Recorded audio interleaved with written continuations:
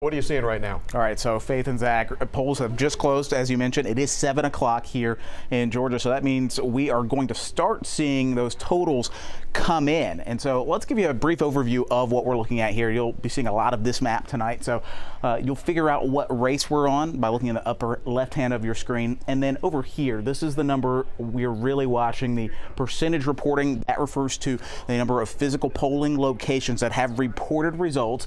Under that, you see the estimated total vote. So that includes the number of physical polling locations plus the early and absentee vote totals as well. 3 big key races we are watching this evening here in the primary. Georgia's 3rd Congressional District. This is the only open congressional seat in Georgia after Representative Drew Ferguson decided not to run after 4 terms. So 8 years of Ferguson is now going to lead to possibly one of these candidates, 5 on the GOP side, 2 on the Democratic side. And we're watching this one because, first, it is an open seat. This is also a reliably conservative district. You can see this area includes some of the South Metro area as well as counties stretching all the way to the Alabama state line. So very reliably conservative. One of these 5 men, including this man right here, Brian Jack, who has the endorsement of former President Donald Trump. Jack worked in Trump's White House as a former aide, so we're looking to see the influence there. How far can that endorsement go?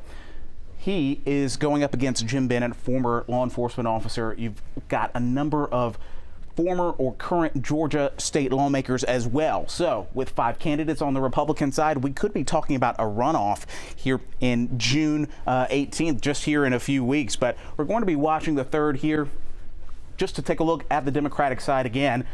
They're going to have an uphill battle to climb. These 2 candidates, both veterans in their own right, Val Almanord, who took on Congressman Drew Ferguson just a couple of years ago, and Mara Keller as well. We'll see how well they do. Expect them to do a little bit better here towards Metro Atlanta. Here in Georgia's 6th Congressional District, we're talking about a newly drawn district. We talk about the 6th. It used to be around here, North Metro Atlanta, ranging on up there. Now it is moved further west here. We'll zoom in a little bit more. Lucy McBath, the name to watch here. She ran in the 7th 2 years ago, and now she is basically the front runner in this 6th congressional race.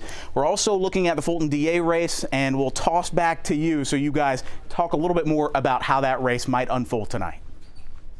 Joe Ripley with the 11 Alive Politics team. Joe, thank you so much. I know we're going to be seeing a lot more of you tonight. And it's a great segue. We want to turn now to our panel of seasoned veteran political insiders. We start with Howard Franklin. His firm is a stalwart in Georgia Democratic politics and really the region. He runs Ohio River South. He's the president and CEO there. He's also a former Fulton County senior policy advisor, and you've served on Mayor Andre Dickens' campaign along with many others. Additionally, we have Mark Roundtree. He is the president of Landmark Communications of Georgia.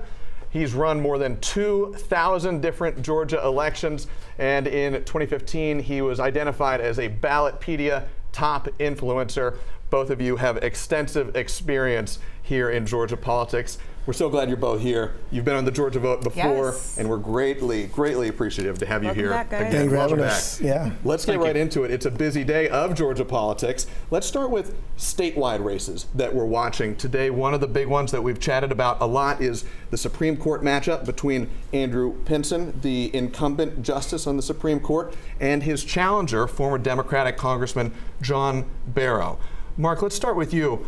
What are going to be the dynamics that shape this race as we await for results here?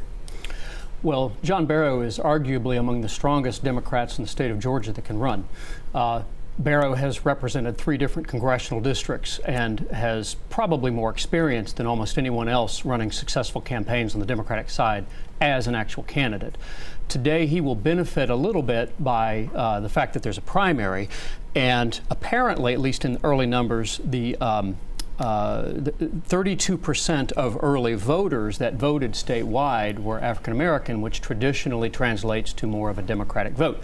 It's a nonpartisan race, but there are partisan overtones to that race, and it may benefit. But I do think there's a long way to go with that. And you mentioned those partisan overtones. Faith, you and I have talked about this. Howard, Andrew Pinson has raised an issue about that.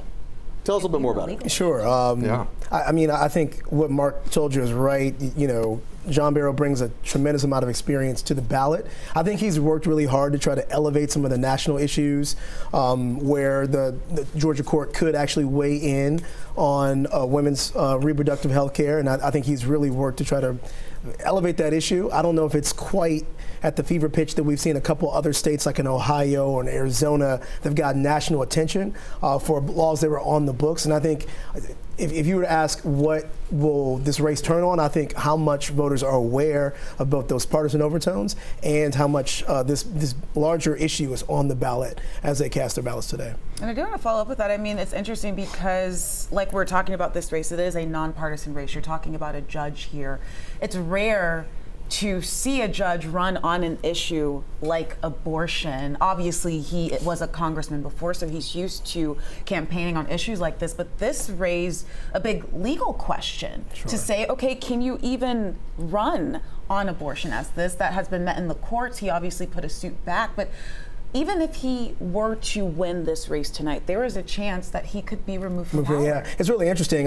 Georgia is special in that a lot of our candidates for judicial office don't bring the full agency of candidacy. You could go to other states that are peers of ours in terms of, you know, how often they're in the political spotlight, how many folks they have in their primary elections turning out to cast a ballot. And judges seem to have a whole lot more political agency in other states. Here, they seem to be relegated, and they're very hands-off when it comes to the actual political issues of the day. And that might be because of the rules around the judicial canon, but they certainly, we don't see many races to Faith's point that really delve very deeply into the issue. And I do want to ask, go ahead, please. Mark. I was actually going to pose this to you.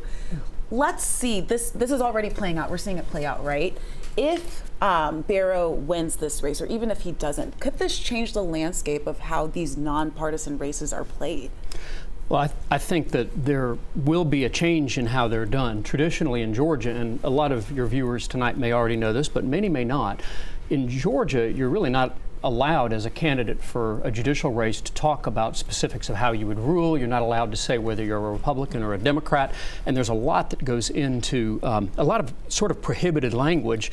And I think over time that is going to change because there's a lot of First Amendment questions about how judges can comport themselves and the messages they're allowed to convey, especially if they're simply accurate.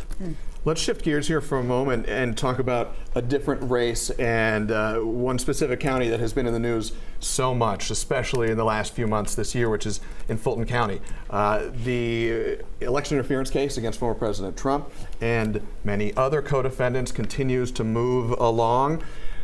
The national spotlight has fallen on that case, and District Attorney Fani Willis and Superior Court Judge Scott McAfee have both become, in turn, national names. But tonight, their ability to remain connected to that case is at least in question. They're both on the ballot here.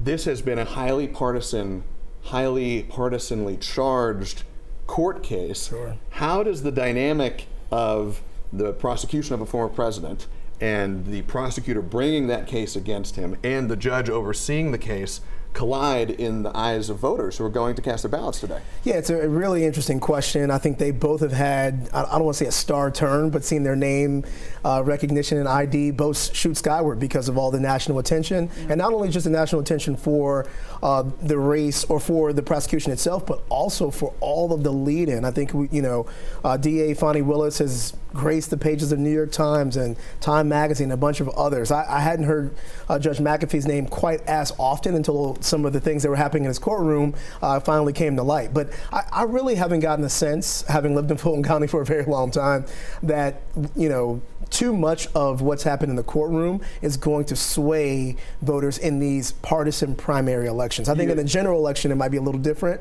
but in the primaries I don't think that much has really changed. At this point, you don't think it's soaked in enough in the minds of I don't most believe so. voters. I don't Mark, believe do you agree with that? I generally do. These are two candidates who basically have been, handcuffed together on this ballot and didn't want to be in neither one. And McAfee has maybe the additional problem of, I think, By the way, DA Fani Willis is probably in a bit of a stronger position tonight because the Democratic machinery seemed to have been satisfied with this final rulings and the final outcome of the controversies that happened. But the Republican side may not be as satisfied. So this is probably the race that I think is maybe the most interesting on the ballot, that and the Supreme Court race. I think it's going to be interesting to see, too, on the DA's race, because although she is a favorite to win this primary race against Christian Y. Smith, who we've also had on the Georgia vote, I think that Kramer, who's going to be running against her coming November, she's going to look to see, okay, how many people cast votes for Christian Y. Smith, who I believe received 23% of the vote when he ran against the DA last time. And they're going to be saying, okay, can we capitalize off of that? She's such a stronghold in this race, though, come November. And like we've said, she's had national spotlight.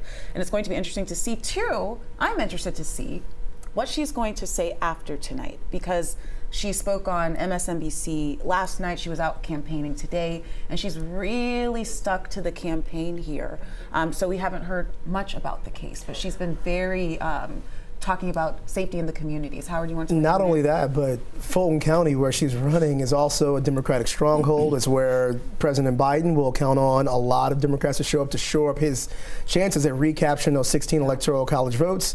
Considering that we were 11,000 and change between the former president and the current president, I think it will have some implications. And, I'd say 3 years ago, 2 years ago, there were a lot of questions about how prominent Democrats would embrace this president, right? And when his approval ratings fell, and when, stagflation or inflation, whatever else was happening, how much they were showing up on the tarmac and showing up, really embracing him and his policies. I think it will be an opportunity to see exactly how Democrats form a circle and where they decide to land, keeping Georgia in play, looking out for themselves, what that all looks like. And Mark, I want to give the last word to you. You're a veteran Republican strategist. We have just a little bit of time left right now. If you were advising a Republican challenger in the general to sitting District Attorney Fani Willis, what advice would you give them? To not necessarily run on right versus left, but to run on right versus wrong, to make this an issue about integrity. I think there's a strong case that can be made that that the incumbent has had problems with that. A lot to track, a lot to keep an eye on, Faith. Well, thank you all so much. Guess what, guys? We are just getting started here. We're going to be here all night, every half hour until 11 o'clock. So we have full coverage of today's election on 11alive.com. And we are here to help you out. So we can send you all of our reporting, everything you need to know, straight to your phone. Just text the word election to 404-885-7600. Once again, guys, we're just getting started. It's going to be a really exciting night tonight. Yes, it will. We appreciate you so much for being with us. Good news, we'll be right back here in about 15 minutes with much more of the results coming in and lots more analysis of tonight's biggest races. Stay with us.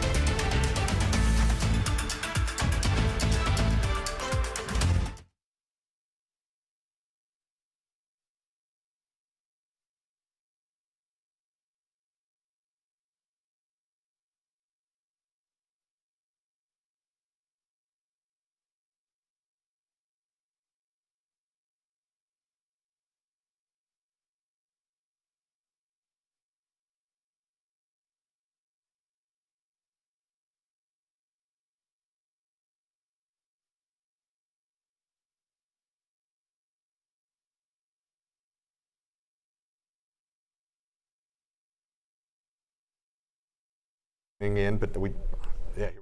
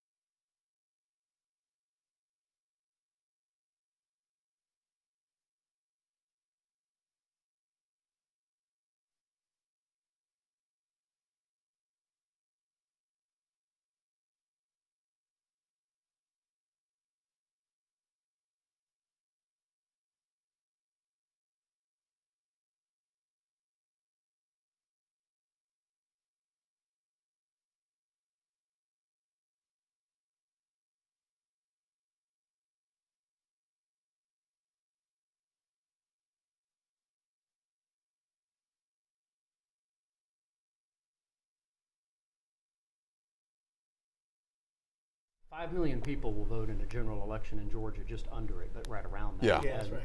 This is 1.3 million, give or take 100,000 tonight. You know, so we're at, It's a fraction. like 23, 24% Of the regular turnout, of the regular. which is, Yeah. there's 11 million Georgians. Sure, so right. there's also, depends on how But you we look still at got it. some people sitting home on general election day. Which might be more people sitting at home This this year year than a lot of them, yeah. I don't know. I guess there's no way to know. That's one reality that could play out. Well, I mean, you can track early vote numbers Yeah. in advance, but that's pretty much the only way to know what Yeah. happens. A lot of it comes down to what happens on election day. And it still does, even with the push for early voting and vote by mail, Agreed. and it's turnout on the day of. That's still the It's still the barometer. yeah. I was running this morning. I ran by a bunch of polling places, and I thought,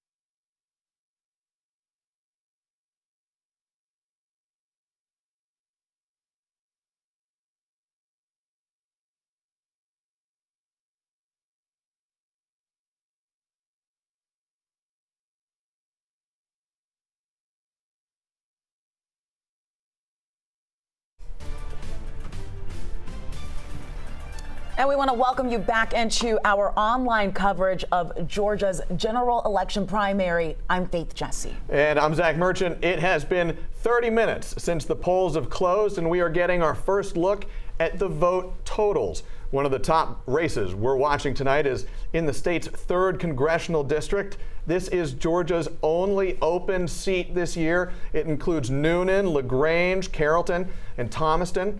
The GOP primary has 5 candidates in line for this primary. It is, as you can tell, with 5 candidates running, a hotly contested race. Results are slowly starting to come in now. The polls closed at 7 o'clock, and whoever wins this primary will be potentially headed to a runoff, depending on the outcome here. So we're keeping a close eye on this race, along with many other races that we've been watching as well. Here's another one of those races that we've been taking a look at.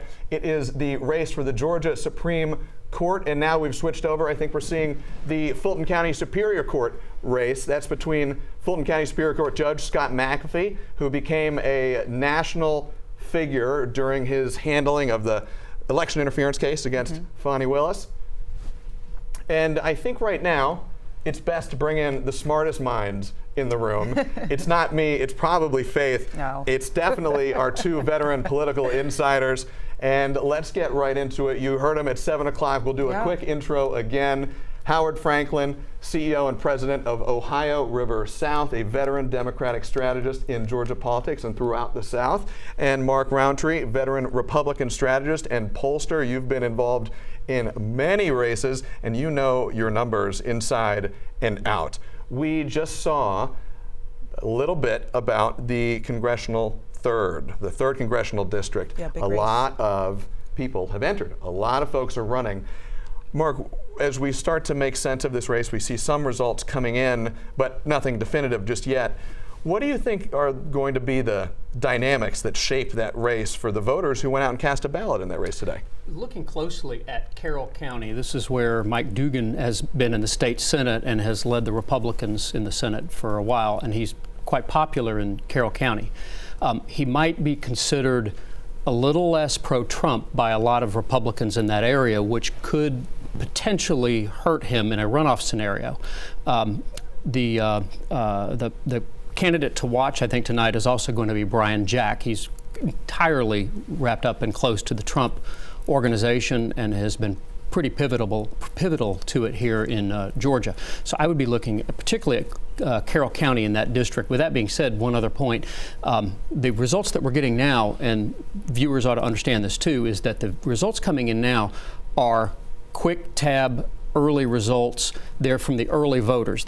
None of the election results being reported right now are people who voted today, which probably will be maybe 60% of the vote in that district when it's said and done. 60% of the Republican vote will be cast on General Election Day. And we are just getting some breaking news here. AP has called the race for District Attorney Fani Willis, who we knew was going against primary challenger Christian Wise Smith. AP calling that race for Fani Willis. So since they have called it, let's talk about it, right? District Attorney Fani Willis, she is no stranger to news media. She had a very colorful testimony, if we could say, that was seen not just nationwide but around the world. She is arguably working on the biggest case of her career with the former president, his co-defendants, a case that Zach and I have covered extensively here.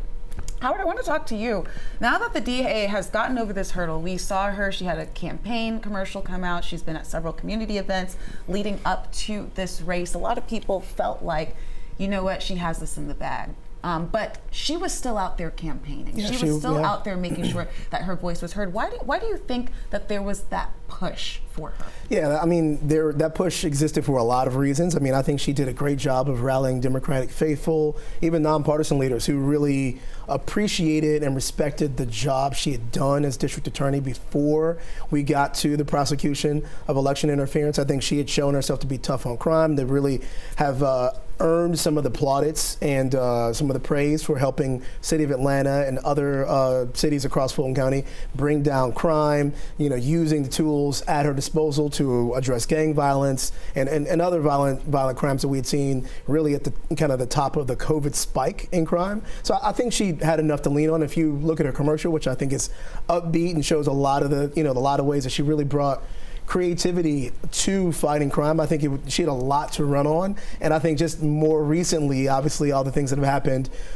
with the election interference case is kind of what's kind of taken over the narrative. But I think she regained that narrative, and I also think we talked about this, Mark and I, just being on the show several weeks back. That Christian, I think, had a case to prosecute, but it takes money to get out there in the largest county in the state, to go up on television. I don't think he had a TV commercial. I didn't hear a whole lot from him, so I don't think that there was really, I appreciate how hard she ran, but I don't think that there was ever really a meaningful challenge to her incumbency. And I mean, she's such a juggernaut in this race. This woman, she has the name recognition. Once again, prosecuting one of the biggest cases that the state has probably ever seen, probably will. Well, I don't know. I want to say will ever see, but definitely one of the biggest cases. I do want to kind of look ahead, though, here, because now we're looking towards November. She is not running uncontested. There's a young Republican who wants that seat. Mark, what is that race gearing? I mean, what is she going to be going against here coming November? How do you outraise? We talked about funding. How do you just get enough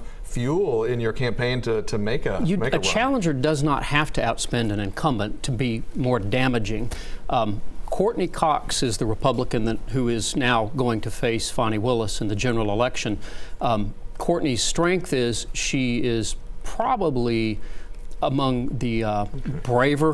Go ahead. Mark, I'm so sorry. We want to interrupt here. We have some more breaking news. Another race has been called. We can now report the Associated Press has called the race for Fulton County Superior Court Judge for Scott McAfee. So we started the show at 7 o'clock talking about this dichotomy in Fulton County with DA Fani Willis and Superior Court Judge Scott McAfee being on the ballot. Now we know the AP has called both Willis and McAfee as the winner. You can see the call here on your screen. McAfee taking 83% of the vote at the time of the call. And it's interesting that this call came out shortly after the district attorney's race. Mark, we do want to get back to you because we are still interested in knowing. So Courtney, she is going to be coming against. So just continue with what you were saying about this race leading into. She's probably a uniquely tenacious person. I happen to know her, but she's a fairly tenacious person. If there was going to be an outcome tonight that she would have wanted, this is it. She wants the pairing up against Fani Willis. She's running to make a point against Fani directly. And so I think it's fair to say it's a heavily Democratic county. I don't think that she's necessarily running only for the purpose of winning. She's also running for the purpose of making a point. Her point is that she feels like a lot of the cases that, a lot of the cases that Fani Willis has been prosecuted. The Trump case diverted from a lot of other important cases, and it forced the county commission to put up $5 million to help fund the prosecution of those other cases, those other felonies. And I think she also feels that the Trump indictment has been mishandled, both. And she's not alone in that, and she's going to be able to speak to some of those voters. Mark, thank you so much. Handled correctly, she could have a national audience to raise money from, and that might be different than what Christian Wise has been able to put together. And that's something that the district attorney is also trying to get. We saw her on MSNBC last night trying to get a national audience. We did, and there's a lot to track, and I think we have some more results coming in. Joe Ripley with the 11 Alive Politics team is at the big board here. Joe, what are you seeing? Yeah, that's right. You all were just talking about the Fulton County District Attorney's race. This is what it looks like here on the map here, with about 54% of the estimated total vote in right now at 7:38. The AP has projected Fani Willis has won the Democratic nomination for Fulton County DA. She will take on challenger Courtney Kramer on the GOP side. You can see how well out in front. 33,000 plus votes ahead of her challenger Christian Wise Smith. We have another race that AP has projected a winner in. That is Georgia's 6th congressional district. Lucy McBath, the incumbent congresswoman, has been projected as the winner here in House District 6, garnering just about 88% of the vote here, well out, nearly 20,000 votes more than her next closest challenger here. She will take on Jeff Criswell. This is a district in Georgia's 6th that has changed. It was redrawn here recently per a court order.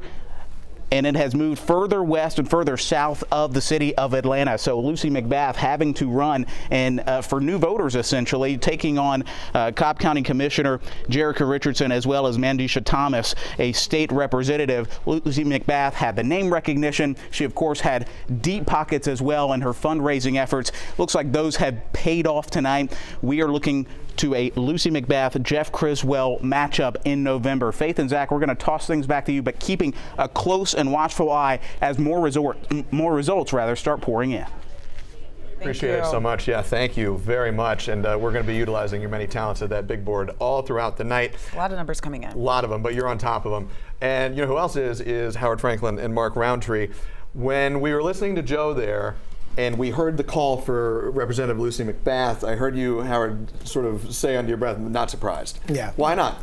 Well, Lucy McBath has, in a short stint in Congress, has made a national name for herself. She's raised tremendous amount of resource. She's also been redistricted before, and so she's run in the Metro Atlanta media market, where she still is, even though she's got new district lines, where she has saturated the airwaves with information about how she came to Congress, her leadership in particular. I think she's had a tremendous individual victory on pushing forward new gun safety regulations at Congress. So it's really, she's even though 4 years is all she's been able to serve, she has made a name for herself. And while the two challengers, local elected officials in their own right, young folks in their own right, just didn't have the firepower to be able to compete with it. And I just want to make sure everybody is catching this too, because you talk about she's been redistricted before. But Mark, right, as somebody who's inside the political machinery for a long time, underscore just how big of a challenge being redistricted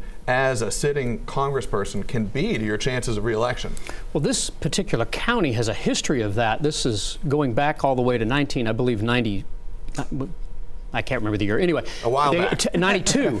Newt Gingrich used to represent the congressional district along the western part of the state, the Carrollton area, and he moved. He was forced out of his district by the Democrats at the time and moved to Cobb County to represent the old 6th congressional there. So the county has a history of sort of taking newcomers. Other people would call them, carpetbaggers, but taking newcomers to the county. So this isn't the first time, and it frankly, it usually works. Congressmen usually can move successfully. And what Joe was saying, and I'm looking at the numbers that Joe Ripley has up on the big board, I mean, it was not a close race here. We're talking more than 20,000 votes that she was able to secure this after leaving District 7, well, not willingly leaving, the district was withdrawn, right? Going from District 7 to District 6. So it's going to be really interesting to see what comes out of this race. More numbers are coming in, folks, as we continue to monitor the polls closing. Zach, what other races are you looking at this hour as we wait to get some more numbers in here? Yeah, and one of them I think that stands out to me, we talked about the Fulton County District Attorney's race. We talked about the Fulton County Superior Court judge's race. Both of them have been called so far. The one other big Fulton County race that we've talked about but that has not yet been called is the sheriff's race. Sheriff Pat Labatt is facing multiple challengers. So far this race remains uncalled. There's been a lot of reporting about the conditions inside the Fulton County Jail. He's faced criticism for that, but he's pushed back on that criticism as well. Why do you think this race, obviously we're still early, do you think it's going to be one that takes a long time to call tonight? Do you think it could go to a runoff? I think it's a little different than the ones we just spoke of because you have so many challengers. It's a big field. It's a very large field. And there has been a lot of attention paid to the office, not just to the personalities who are on the ballot. But yeah, I do think it's possible to go to a runoff. I think he's run a strong campaign. But I do believe, at least in terms of signage and visibility, the challengers who decided to face him have been active. They are, they're prosecuting their own case. And I do think there's a tremendous amount of baggage that the jail just wraps around any elected official who's there. And I just would say, having worked for Fulton County, I know it's really the sort of decision-making that comes down to joint accountabilities. It's not just the sheriff, it's also the county commissioners. There are a number of other stakeholders in this process that decide how much money gets spent on the jail, that decide what other kind of resources it ultimately has. And you see that if you have ever attended or watched a Fulton County Commission meeting, there are a lot of of people in a lot of different roles, elected roles, who are trying to tackle the same problem and perhaps from coming at it from different angles, not quite perspectives that always align. That's shall right. we say? That's right. And you know, the sheriff, he came into office in 2021. The issues at Rice Street, one could say, had been there long before he came into office. He's been campaigning on safer communities, improved jail conditions. That's one of the things that he's been campaigning on: enhanced courthouse security, crime prevention, public safety. Mark, I want to ask you, will these things, he's campaigning on them, but especially, I mean, we're focusing on Rice Street, right? It's always in the news. Either, I know one of our reporters actually was able to go in and see kind of the weapons that were being able to be made off of just pulling things off of the walls, things like that. Are these campaign promises going to work for him here? We'll see tonight. I don't know, but he obviously there are people that are ready for a change. There's multiple people running for the office, but he probably still is the favorite candidate, I guess you could say. Yeah, and I think the challenge and the question I think you're really getting to, Faith, is can an elected official be responsible for $1 billion building, right? Can he be responsible for a capital improvement project? And again, these are the sort of things that you guys may have seen. Just last week, we had the Fulton County Commission bring forward an RFP to build a new jail and then question it 2 days after the RFP was released, the Monday into the Wednesday meeting. So there's a question about whether or not the resources will be availed to even give or put forth a new facility, because we know that the one that currently has inmates is falling apart. Yeah. Of course, the humor of it is they can't really take responsibility for the problems there, but if things were going well, they'd be the first one in front of the camera. So they can't have it both ways. Can't have it both ways. That's maybe a story of politics, too. That sentence right there. And we're going to be tracking all night. I think, if I'm hearing correctly, we have some new information on Congresswoman Lucy McBath coming in here. Angelina Salcedo is ready to bring us a new report on what's going on with the McBath campaign.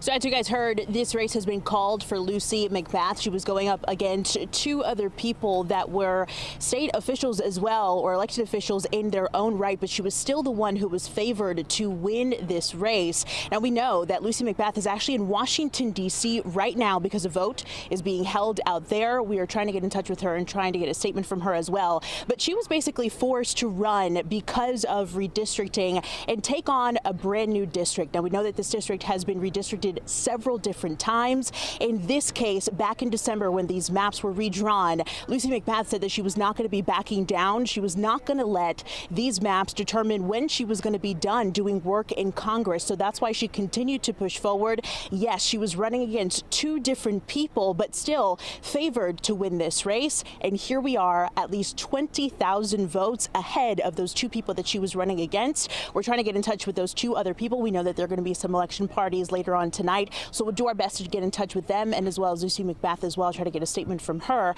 on winning this race. But we of course would assume that she is happy with the result here and will be happy to continue doing work to represent the citizens here that she's going to be representing in Atlanta. We're live tonight in Atlanta. Angelina Salcedo, 11 Alive News. Angelina, thank you very much.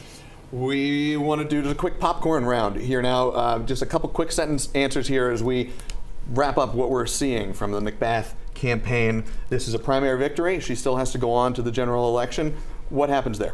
Well, I'll say two things. One, really impressive. We mentioned John Barrow having been redistricted multiple times and really adding to his electoral strength when he's been on the ballot since. I think Lucy is going to have a very similar backstory very soon and might see herself as a statewide candidate if she decides to go that route. You think she's sort of building some political muscle from this? You know, not because she's choosing to, but because the state legislative process put her in this position and she's shined in it. Mark, would you agree with that? I would agree with that. Yeah, to be candid with you.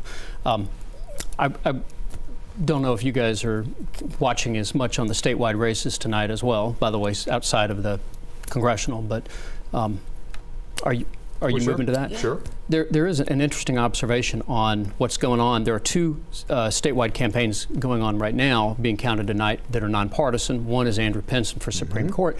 The other is for a Court of Appeals, and that is there's a couple of candidates there. The difference between the conservative candidates and the maybe more liberal candidates, and this is quite interesting, Pinson is carrying 54% of the vote right now. Jeff Davis is at 61%, and they're tracking basically the same vote block. They were going after the same type of voters. So it's interesting that Jeff Davis is performing ahead of Pinson. And that shows the strength of John Barrow, by the way. That's the point I'm making, is John Barrow's strength on the ballot tonight. He may not win, but he should be running stronger than maybe other Democrats that would run for that. He's giving Pinson, the sitting Georgia Supreme Court Justice, a real challenge at this point. Much more of a race than Jeff Davis is, than Tabitha Ponder is to Jeff Davis. A lot to keep track of. So much to keep track of. And good news, we will be continuing to keep track of it all night long. Remember, we have everything you need to know about today's election on 11alive.com, and we can send it all straight to your phone as well. Just text the word election to 404-885-7600. And we want to thank you all so much for watching our online coverage of Georgia's primary. Guess what, guys? This was just our #1. We will be here till 11 o'clock at night, and we'll be back in about 15 minutes with more results and analysis of tonight's races.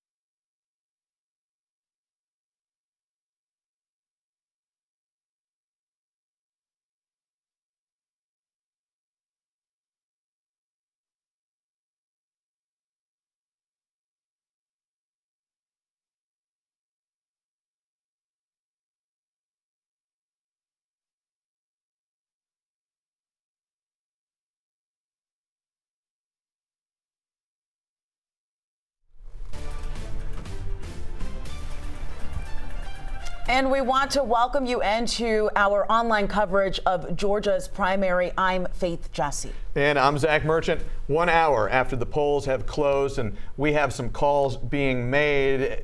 Faith, you caught this one first. Yeah, so it looks like, according to our maps here, for U.S. House District 11, Barry Loudermilk has been called with 87.9% of the vote in that district. Once again, that is District 11 for Congressman Loudermilk, who most people believe that he was going to go ahead and win that race. Fulton County District Attorney was also called. The Democratic Party pits incumbent Fani Willis as the winner in this race. She was going against Democrat Christian Y. Smith, who was trying to unseat her there. You can see there, she came in with 89% of that vote totaled so far. And that is not the only race that we've seen called so far tonight. Not even the only race called so far inside Fulton County. Somebody whose life has intersected pretty closely with the life of DA Fani Willis is Fulton County Superior Court Judge Scott McAfee. He is presiding over the election interference case against former President Donald Trump and others that DA Willis herself brought. We can now confirm that Scott McAfee has been called as the winner of that race. Results still trickling in, but we can see at this point he's got 83% of the vote in his column. And another race that has now been called is in the Congressional 6th District. Representative Lucy McBath, she made a switch from the 7th District to remain in the United States House. She keeps her seat. She moves through to the general election. A really big race to watch right there in the 6th District. We want to get back to our panel here. Thank you both so much for joining us. We have Howard Franklin and Mark Roundtree here for the second hour. Folks, when we look at all of these races that have been called, I do want to go to District 11, Congressman Loudermilk. This was a race that everybody said, you know what, we believe that he's going to get it. Looking at the totals here, I mean, he came out by far. There's still some totals being reported here, but 87.9% compared to 7.1% for Mike Pons and 5% for Lori Marie Pesta. Mark, let's start with you. Let's talk about Congressman Loudermilk. Really stronghold in this district here. He's done very well. And really, overall, the incumbents seem to be doing well tonight. There's beginning to look like a pattern with McAfee, with Fani Willis, with the two Congress people. I mean, this looks like it's a pro-incumbent night. Loudermilk has sort of positioned himself politically to the firm right wing of the Republican Party, but not to the degree of, say, Marjorie Taylor Greene. He has not called for the removal of the speakers of the House that were Republicans, so he's actually got a history of being a pretty solidly right-wing guy in the state legislature and now in Congress. It seems to be working for him tonight. And I do wonder, too, because before we came on air, we were kind of talking about how these down ballot races could be a point for the national campaigns to say, okay, what parts of Georgia can I focus on? Howard, I want to ask you, when we look at some of these races, could this be an indicator that the Biden or Trump campaigns come down and say, okay, we want to focus in on this county, or Trump's going to take that, I'm going to go try it a little bit harder in these counties? Yeah, it's kind of a weather vane. It is like a weather vane. I think former President Trump in particular, because he does have some internecine skirmishes with members of his party, including folks like the Governor Kemp. I do think the Trump campaign is going to have to pay very close attention and figure out who are the most effective surrogates who can both rally the Republican faithful in a general election context and who can touch some of the voters that, Nikki Haley voters or disaffected Joe Biden voters who Republicans might need to close that 11,000, 12,000 vote gap come November. So I do think it's going to be super instructive for the Trump campaign. I think we still need to figure out, I don't think we've seen any surprises yet for Democrats for the Biden campaign. Mark, one name we haven't talked about a lot so far tonight is President Joe Biden. We've talked about the former President Donald Trump a little bit. How big of a shadow, though, do both of these men cast on the race today? Neither of them are on the ballot. Their primary was earlier this year, but they loom, I've got to imagine, pretty large over many of the races that we're seeing tallied up today. I think among Democrats, there's pretty uniform support for President Biden, even if a lot of Democrats are not happy about it, but it's not that they're splitting apart.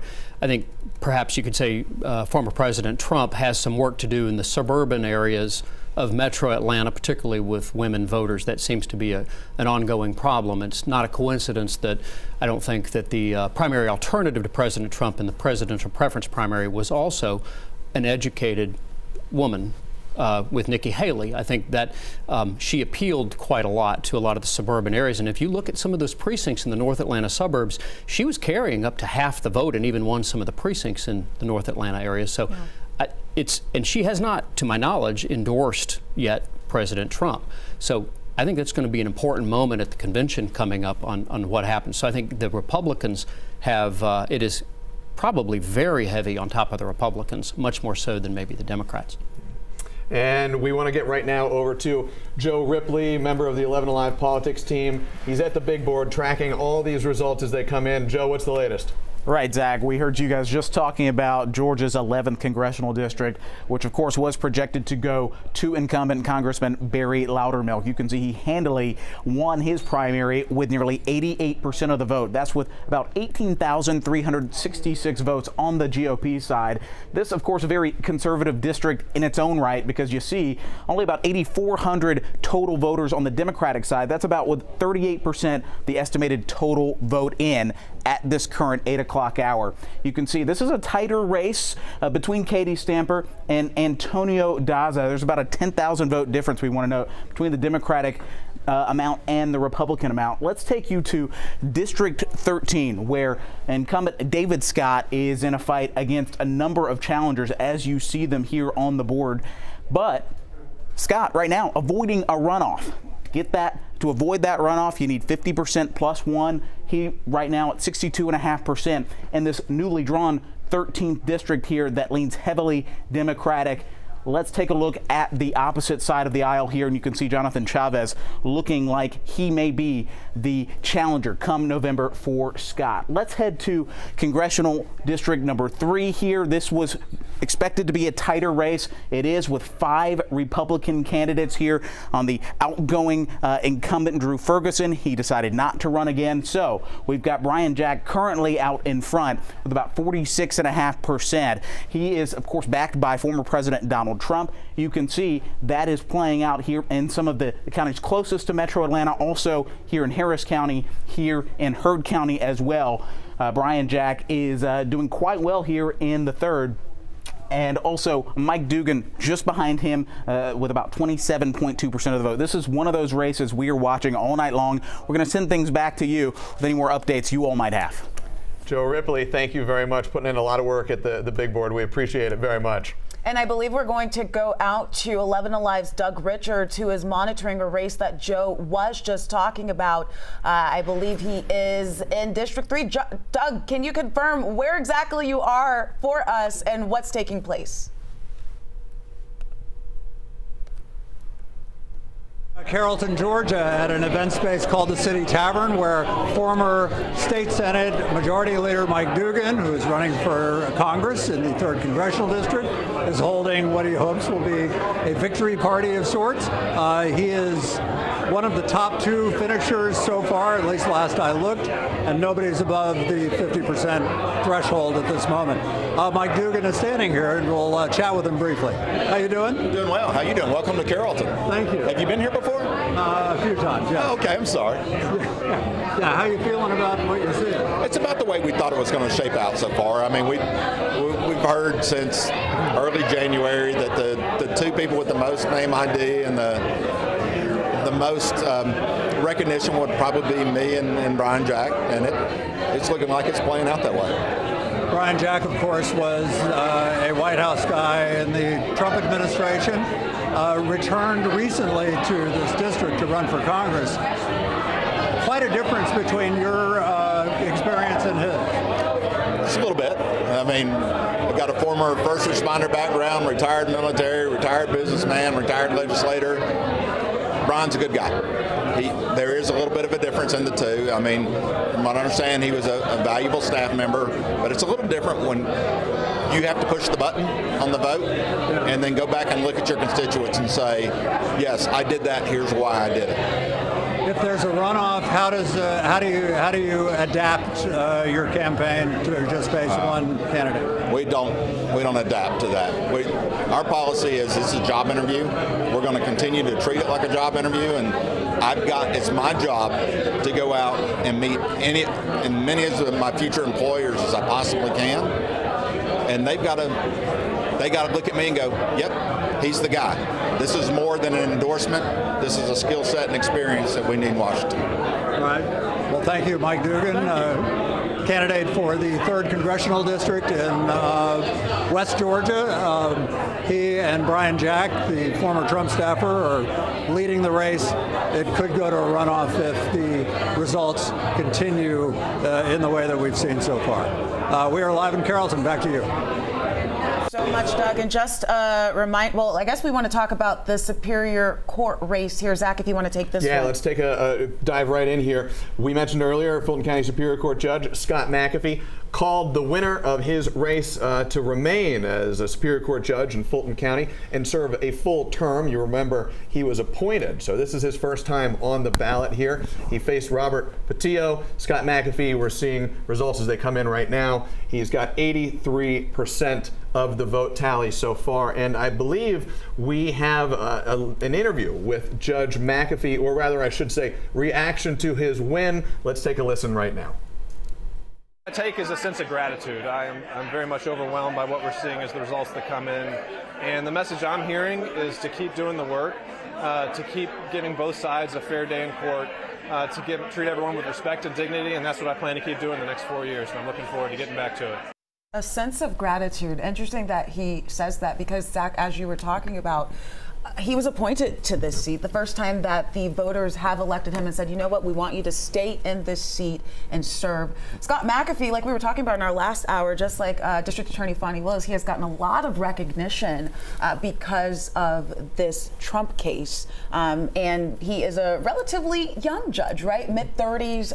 Very young when it comes to the bench. Yeah. He is. I mean, and this sounds pejorative, but it's not. In some legal circles, they're referred to as baby judges because they just haven't been on the bench for very long.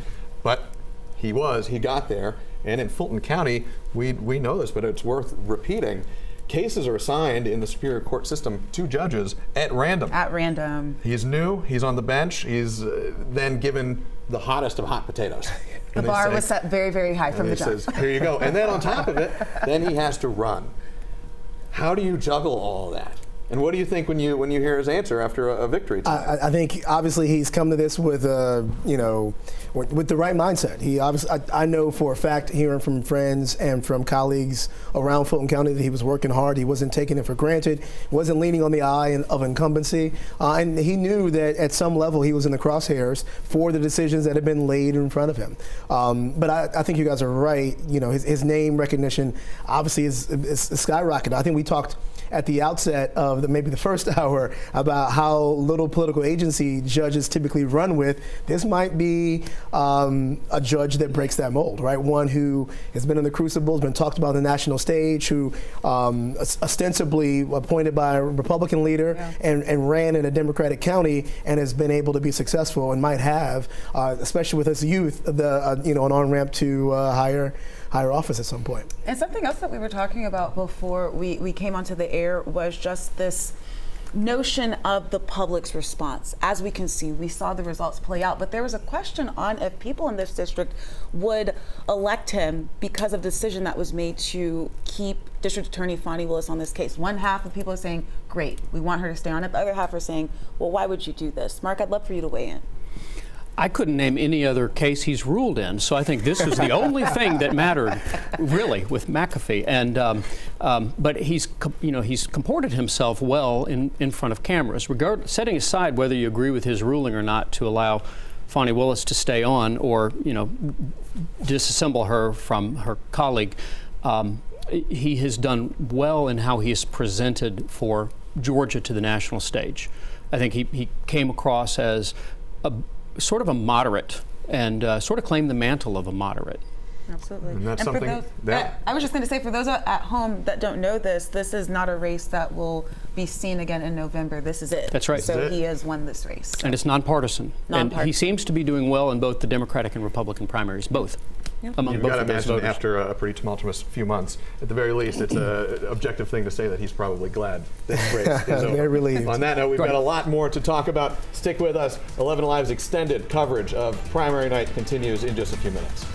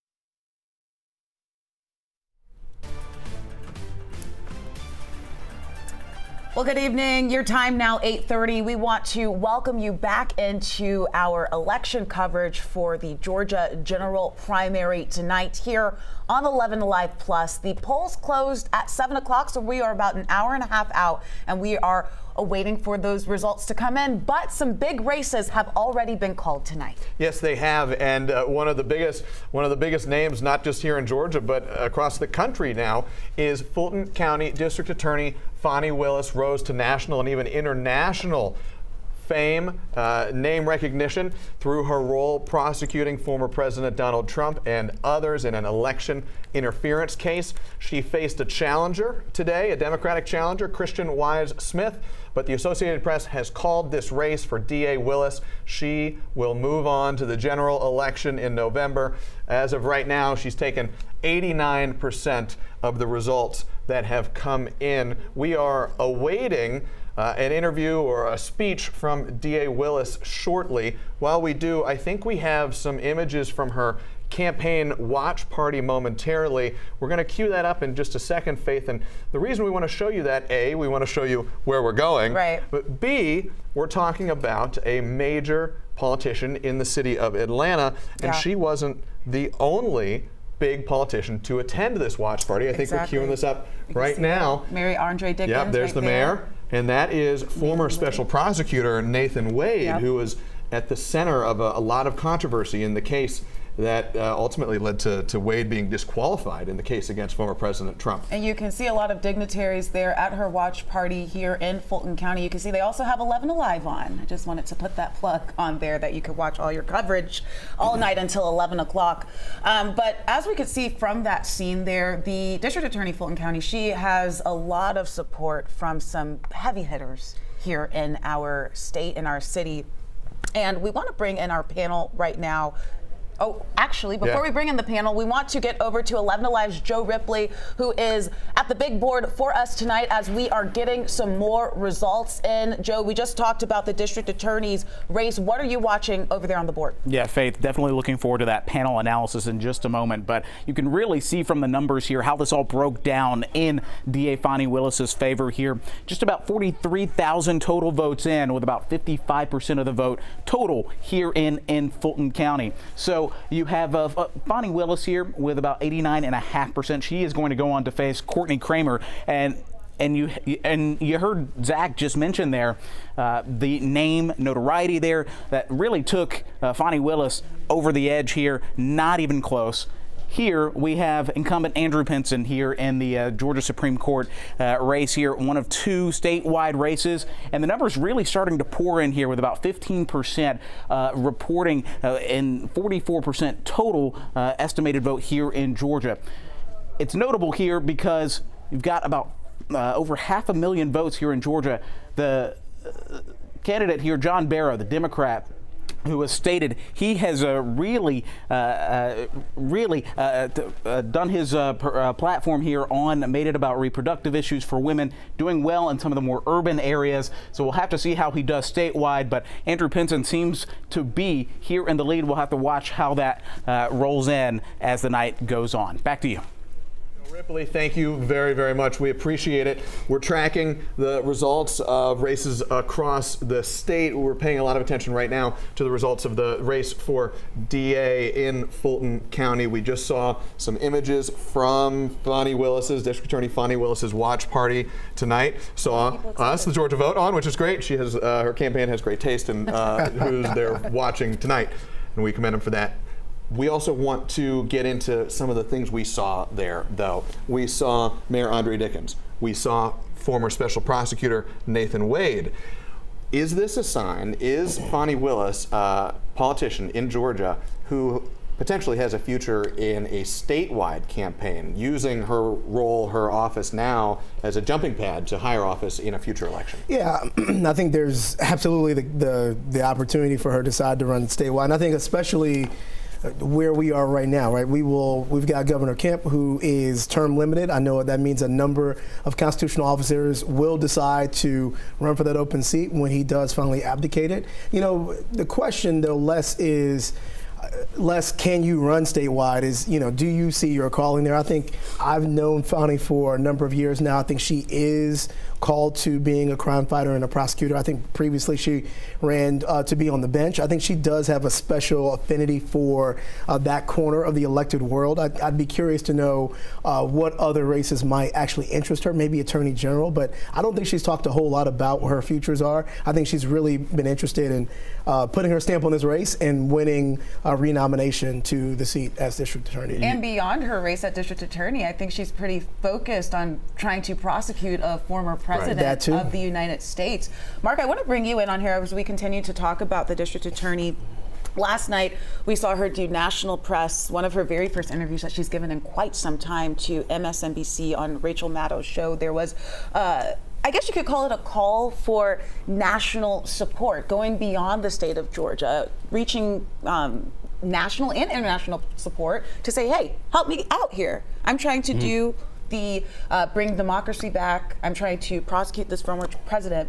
But as we look ahead to the race in November, and we're talking about campaigning, could this make a big difference? I mean, I feel like it's kind of an obvious question, but how much of a big difference could it make if Willis is able to garner that support outside of Georgia? Well, both the Republican challenger, Courtney Kramer, and Fani Willis, both will get support from outside of Georgia, outside of Fulton County. I think this race takes on a national implication. As for Fani Willis potentially doing something else down the road, it's possible. I would caution, though, that she took on enormous damage, and I don't think there's going to be 2 torpedoes to the boat that she could survive. I think another serious type of thing down the road would be very problematic for her. Winning a Democratic primary in Fulton County as an incumbent, it's not that this was not a difficult race, but her opponent had $0 to put together. So I think we have to put that into account. But then going into November, again, the county is heavily, probably 70 to 80% Democrat. I think it is likely she gets reelected. You never know. But I think both candidates are going to appeal to outside of Georgia. We're talking about prosecutors here. We're in the courts. The next step in that sort of conversation when we're talking about the legal system are judges. And we all have had some conversation, particularly off air, and I want to bring it sort of into the on-air space here. There are 2 statewide races that I know, Mark, you in particular, but both of you have been keeping an eye on. One is a race for a seat on the Georgia Supreme Court. That's John Barrow versus the incumbent Justice Andrew Pinson. And then there is another race for an appellate court seat. Mark, you were tracking some interesting numbers there. What did you see in the comparison between those races? Well, in the Supreme Court race, Andrew Pinson, who is running against John Barrow, at the time was carrying around a little over 55% of the vote. What's interesting here is how really John Barrow is probably among the strongest Democrats that could run statewide. He was a Chamber of Commerce favorite for when he was a congressman. He's run in 3 different congressional districts, so he is a tough candidate to beat. But what's interesting also is comparing that to the Court of Appeals race with a gentleman by the name of Jeff Davis. There's not much that the average voter or viewer is going to know about Jeff Davis other than they may have heard he had a residency challenge, maybe, and his name could arguably harken back to a Confederate day. I mean, Jeff Davis is an unusual name to have in Georgia politics today, and he's doing very well in rural areas, and he's not doing as well in DeKalb County and in Fulton County, where there's a substantial African-American population. So when you don't know a lot about a candidate, people vote on things like, what's your name? What's the ethnic derivative of the name? And we're going to have to see if that is going to be a problem tonight for him going into the Metro Atlanta area. And when we talk about the people who are voting in this primary, and keep in mind, guys, for these judges, tonight is the night. There is no, unless there is a runoff, but I think for these candidates, it's 1 and 1. So we're going to have a winner tonight. And we also talked about this off air. With the Davis-Ponder race, the appellate court race, there was a challenge from Ponder's camp, I believe, that Davis didn't actually live in the state. The Secretary of State weighed in and said, you know what, we're going to allow him to stay on the ballot. But that's just really interesting to see. I'm going to pull up the numbers here again for the Barrow-Pinson race. Right now, if we go to the totals right here, it looks like Pinson is ahead there. I am getting a wrap. We want to head back in to the watch party for District Attorney Fani Willis. Let's listen in. It said she is stage right now. Once again, that is Atlanta Mayor Andre Dickens. The race was called for Fulton County District Attorney Fani Willis. Let's listen in. Oh, wow.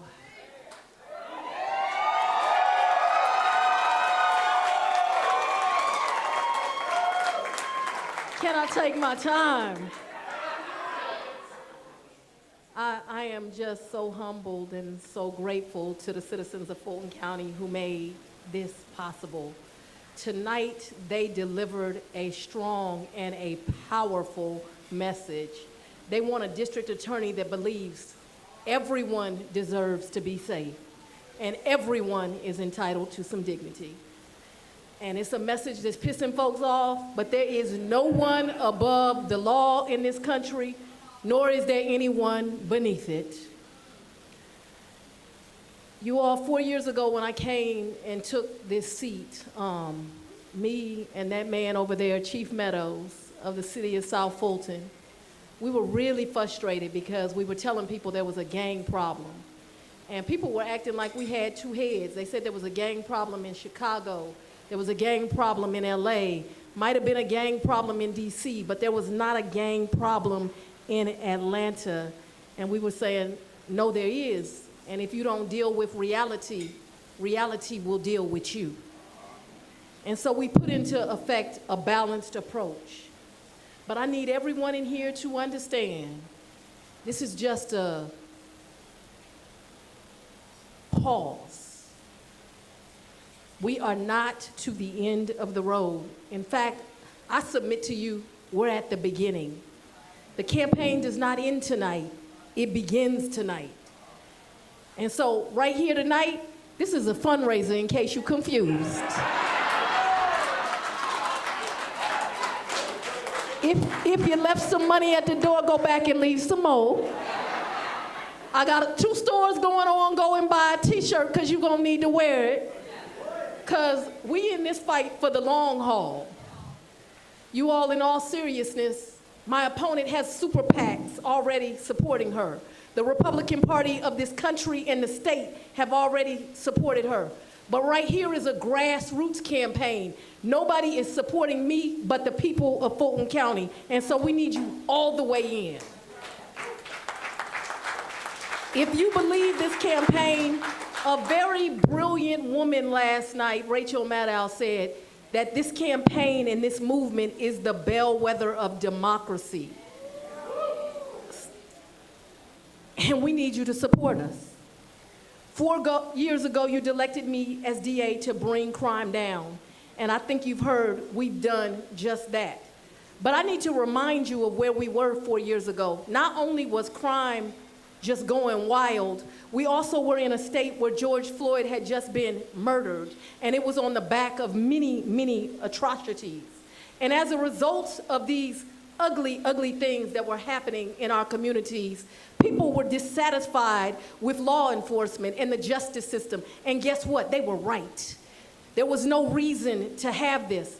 Also, there are many here that are on my team, and they know we walked into a district attorney's office that was completely broken.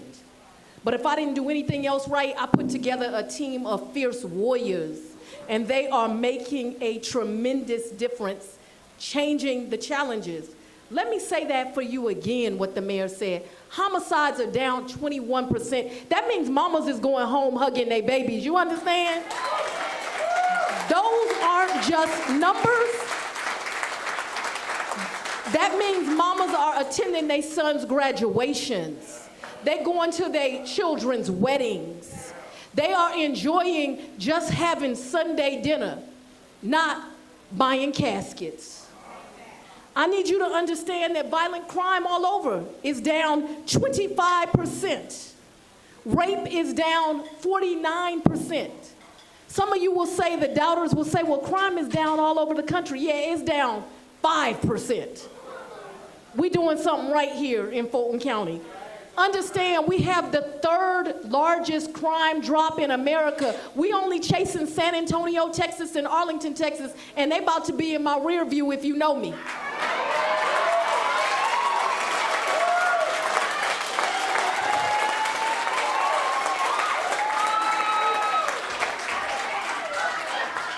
We've done this by unapologetically going after violent criminals and the powerful, no matter how powerful they think they are, while giving first-time offenders a second chance. We've developed programs for young people. I have the REACH program. It is the only program like that in the country where a DA's office is in the school system all year long. And folks challenge me on my budget, but Akeem Woodard, what I tell them, I'd rather see them in the classroom than in the courtroom. And this balanced approach is working because we are making tremendous progress. But please understand, I'm just getting started. Making this community safer. And this election is bringing in to focus very important matters about who matters. Should your safety depend on your zip code? What about your race? Should it depend on who you choose to love? Should it depend on if you're male or female? Bishop, I think it should apply to all of them. What you think, Bishop Jackson? I want you all to understand, hear it now. My opponent is completely unqualified. Completely. She has less than 4 years of practicing law. She has never been in a criminal courtroom. But while she is inexperienced and unqualified and does not represent the values of my county, don't get confused. She is a real threat because of who backs her and how they back her. She does not have allegiance to the people of my county. She has allegiance to politics and the powerful's interests. Oh, y'all read between the lines.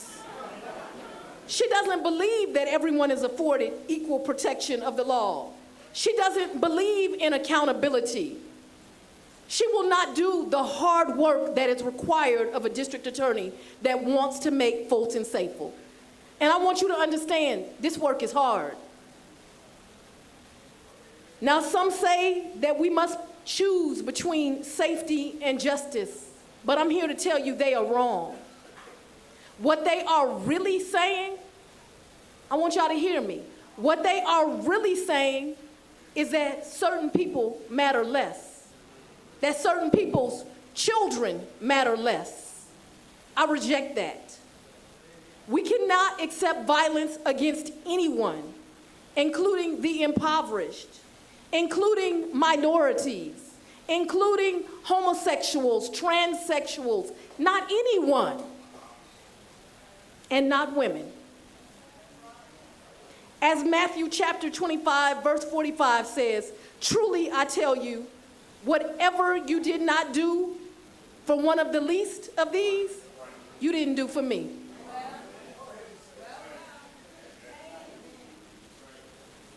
But as we have labored in the vineyards of justice, I have been under constant attack. Y'all, they done called me everything but a child of God.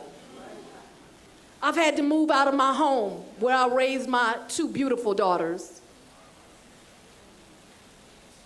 From the bottom of my heart, Chief Meadows, I will never be able to thank you enough for your team of servants that every day, folks don't know, twice a day, you had bomb dogs at my house. They don't know that you constantly kept the police on me. You don't know, they don't know that Chief Shearbaum made sure when I got to that courthouse I was safe. They don't know the team that it took just to make sure I kept breathing. And I owe you and Chief Shearbaum and law enforcement my life.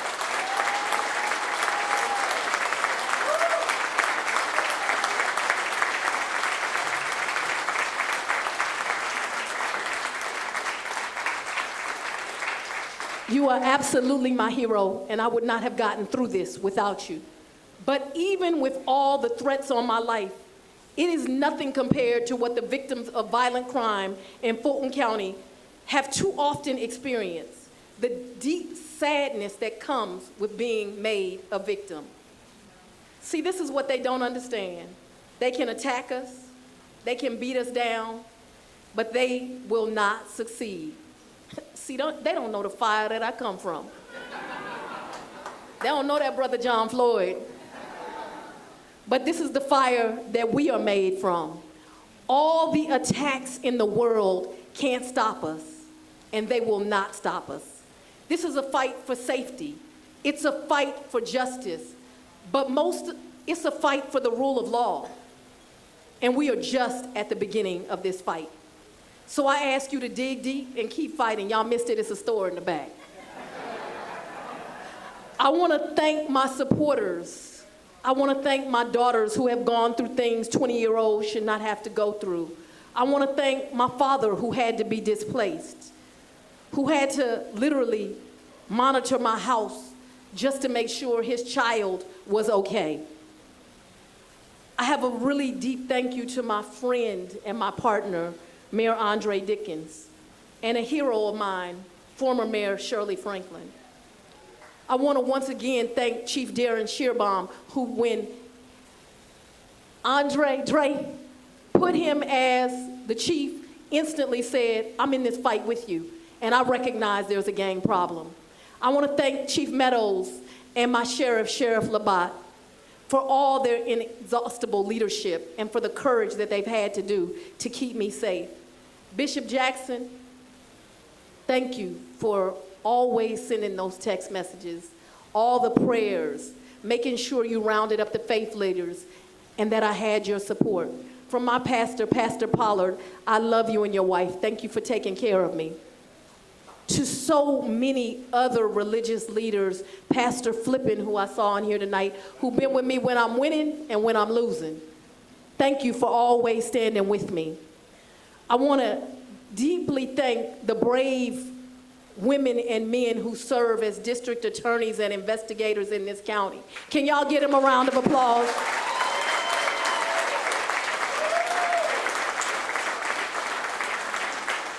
In case y'all don't know, we the best to ever do it. You heard what I said? We the best to ever do it.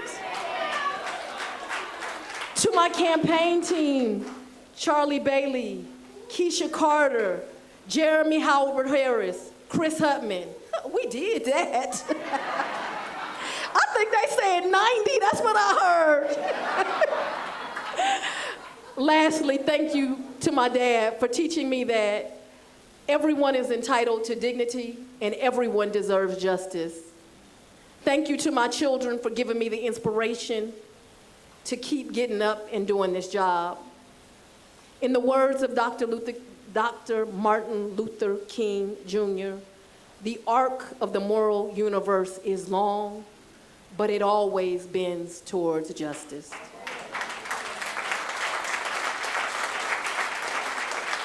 So ladies and gentlemen, tonight, every now and then you get to stop and smell the roses. And tonight we're gonna stop and smell these roses. We are going to celebrate, we're gonna party. The DA drinking Grey Goose, in case anybody wondering.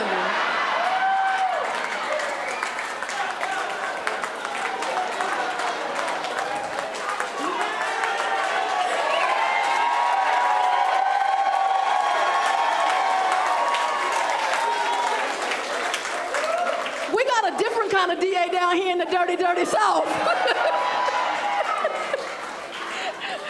But tonight we're gonna party, we're gonna celebrate these victories, we're gonna go to that store out there, and we're gonna wake up tomorrow and fight harder. Thank you, let's have a good night. We're listening to District Attorney Fani Willis, Fulton County District Attorney Fani Willis, accepting her win tonight on this primary night, a nod to her testimony, saying that I drink Grey Goose, to the testimony that was seen across the country. Gentlemen, our panel is joining us now. We want to get your initial thoughts on the DA's speech. I mean, it was a speech saying thank you to the voters, but also she said the campaign is just getting started. Yeah, she absolutely committed to marching toward November, as we've talked about from this panel. She's expecting, she knows she has a general election challenger, and I think she, for those who might not know her challenger, might not know her challenger by name or her pedigree, I think she effectively called out that her challenger will be supported by all sorts of forces, all sorts of national dollars, and folks who really want to march the drumbeat of the former president, President Trump's words, and really to disqualify her investigation. And I think, we asked earlier, if tonight was emblematic or, set her on a course to higher office or whatever else. I really think, how this prosecution turns out is probably going to be the biggest footnote in the rest of her political career, right? I think Mark was right. Winning this Fulton County primary is just one step. How well she does in November, and then what ultimately happens with the election interference case, we'll have a lot more to say. And Mark, let's turn to you now, because I'm wondering if you agree with the sense that Fani Willis's general election opponent, Courtney Kramer, is she going to get major support from national Republicans, national conservative groups?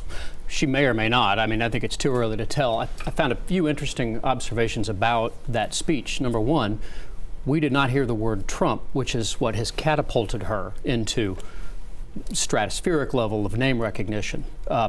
We didn't hear that, and we didn't even hear, not that we should probably shouldn't have even heard that name, but she didn't even allude really to it. She kept her hands off of talking about that, and she went straight into talking about crime, which I thought was really surprisingly smart. I thought that was actually a really good move, and she talked about bringing down crime and acknowledged that crime is down everywhere, but took a lot of, I guess, responsibility for herself for bringing it down here. And then I also found it interesting that she took the time to attack Courtney Kramer, the Republican challenger in a county that is 75-25 Democrat-Republican. It's not a traditional thing for Democrats to need to attack Republicans. It kind of does say that she sees this as being probably a race that she would win, but doesn't seem to be giving it just a layup shot kind of mentality. She seems to be ready to fight back, and knowing Courtney Kramer, Courtney's ready to fight with her as well. And looking at that race, I mean, you're talking about, and Mark, you can probably check me on this, but I believe this is the first time in over 2 decades that a Republican has challenged a Democrat for this specific seat. I think that's right. I couldn't even tell you the last time. Probably longer than that, with in large part because we had a DA that she dethroned in Fani Willis, who had been there and served for 24 years. So once he got in there, no one saw any reason to challenge her much, and she was the one who toppled him. So she obviously is no stranger to a very tough race. It's very interesting. We are hearing that we do have one of our reporters, Grace King, who is joining us live here. If we could pull up Grace's shot. Grace, can you hear us? Grace, we believe you're inside of where the district attorney just gave her speech. What is the feeling like in that room? There's a lot of excitement building. She made it very clear, this is not the end of her campaign, but rather the beginning as they look forward to November. She does have a Republican challenger. One of the first times that a Democrat in Fulton County has been challenged in that district attorney's race in a long, long time. But if you take a look around, you can see all of the people celebrating, really excited to be here and to see her winning with that 89%. She did have a challenger in the Democratic primary, but they said that 89% represents that she is doing a job well done. She continued to speak about the constant attacks that have been on her, that problems she's had at home, having to move out of her home, saying that the people of Fulton County are there, they want to support her, and that even with all the threats on her life, it's nothing compared to what the people of Fulton County have experienced, and that's why she wants to be the district attorney again. She said every now and then you get to stop and smell the roses, and tonight is one of those nights where she gets to just soak this moment in, celebrate with her family, her friends, and political allies, and hopefully look forward to November. I also spoke with the Republican opponent, Courtney Kramer, earlier. She says she's ready to put up a fight and that she hopes that her party will back her so that they can have a competitive race come November to see who will be the next district attorney. Very much. Mark, I want to get a little bit more reaction on what we just heard from Grace and what we just heard from DA Fani Willis. In your comments earlier, you said something that kind of perked my ears up. You said, we never once heard the name Trump in her speech. And I think that's true, but she did perhaps allude to the case pretty early on. She said, and excuse my language here, but this is a direct quote. She said, her office and her work is, quote, pissing some folks off, but no one is above the law. Was that, and I want both your takes on this, Sure. Was that a subtle nod to this prosecution? I suppose you could say, yeah. I suppose you could say, yeah. I think in fairness, yeah. And is that sort of the needle that needs to be threaded? Whereas Mark pointed out, perhaps it's strong political strategy to pay attention to the everyday issues: crime, safety, security. She spoke specifically about that. I think this thing is, I mean, you can't ignore it. I'd right? actually think she did something even a little more deft. I think, one of the critiques, and I think Mark repeated it here earlier tonight, is that she has prosecuted the former president at the peril of violent crime and crime that's really spiked across America during the COVID crime spike. And I think what she essentially was addressing was, and she said, Zach, no one's above the law and no one's beneath it. She's continuing to prosecute the crimes that matter to everyday citizens while also going after what she sees as something that is a felony, or at least she intends to prosecute as such. And as she's campaigned up until this point, you see her at the local seafood places. You see her as places as big as the Cobb County Democratic. There was a award ceremony that was also a fundraiser for the party. So she goes to these different places, and when she speaks, she really hits on that local crime. I am here to make sure that your communities are safer. I am here to make sure that you are protected, and not necessarily saying I'm going to put Donald Trump into jail. I was in that first meeting staffing our mayor, who had just taken office with Fani Willis a week into his term in office, and everything she said from that podium is what she was saying in the room we were in the conference room. Metro Atlanta does have a gang problem, and a lot of the discussion was about the fact that gangs don't stop at county and city lines, right? So I think she and the mayor have done a really great job of pulling together a task force of folks who all want to stamp out crime, especially organized crime that's really preyed on the least of these across the city. But I do think, it's important, and I do think it was smart of her to underscore that she is still doing the job she got elected for. Because when we voted for her 4 years ago, we weren't talking about her prosecuting the crime of election interference. And you're right. And that victory today in the primary, I think we have some numbers here that we can pull up. Let's take one more look at this. Fani Willis taking almost 90% of the vote so far. That's close to 40,000 votes to her opponent, Christian Y. Smith's. And the numbers just moved here. Christian Y. Smith now about 5,400 votes. A big win right now. Mark, you want to weigh in? I had one just interesting little factoid. We did look this up. My company at Landmark, my data manager, Mike Siegel, looked this up. If you isolate the people that have voted in Fulton County, just the early voters, 8% of them had voted in a previous Republican primary and were voting in this Democratic primary. Presumably, they all pretty much voted against Fani Willis, leaving 3% of Democrats that seem to have voted against. In Georgia, because you don't have to be a Republican or a Democrat. That's right. You can be either one. And I do believe we're looking at the numbers here. 11 Alive's Joe Ripley is in front of the big board, so you all can see the numbers that we are looking at, Joe. And it looks like you have a big race pulled up there. What are we seeing? Yeah, we're looking at Georgia's 3rd congressional district here. You were talking about the Fulton County DA's race, which was really a landslide victory for DA Willis here on primary night. But this race here, with about 45% of the total vote reporting in, is looking like it's headed for a runoff, but we're closely watching Brian Jack, the former White House aide under former President Trump, who has the former president's backing. Speaking of Donald Trump's influence over these races that we're seeing right here in our backyards here in Georgia, Brian Jack has about 49.1% of the vote, about 9,400 votes ahead of his next closest challenger in State Senator Mike Dugan here. You can see that Jack is clearly winning a lot of these areas here in District 3. So that's something we're watching here. That could be waiting for a runoff to happen, but also another race we're watching here is Georgia's 14th congressional district. Many of you watching probably know who the incumbent is. That would be Marjorie Taylor Greene. She is running uncontested in this race, but the Democrats we're watching to challenge her, Sean Harris, out in front, but not by much. Only 162 votes separating Harris from his next closest challenger, Clarence Blaylock. So another race we are closely following, the Democratic primary for U.S. House District 14. Back to you. Joe Ripley live for us tonight. Thank you so much. Joe, we appreciate you doing great work on the big board, tracking all the results coming in. And the good news is we're going to be doing it for a long time still to come. It's only 9 o'clock. It's only 9 o'clock. We are doing what we need to do to make sure that everybody who's watching, everybody here on the panel, is fully up to speed about the big, important decisions that are going to shape Georgia. Absolutely, and we are going to be back in about 15 minutes here. If you'd like to stay on top of all the numbers, we are posting everything as they come in. You can head to 11alive.com, and we'll be back with the panel in just about 15 minutes.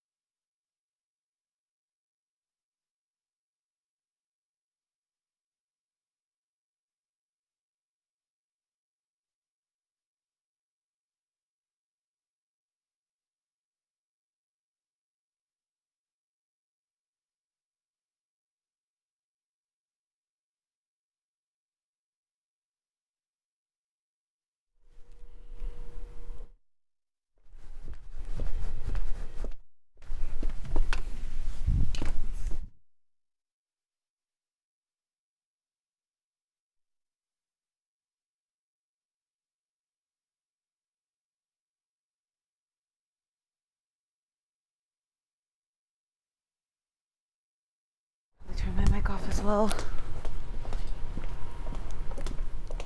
So how long have you been?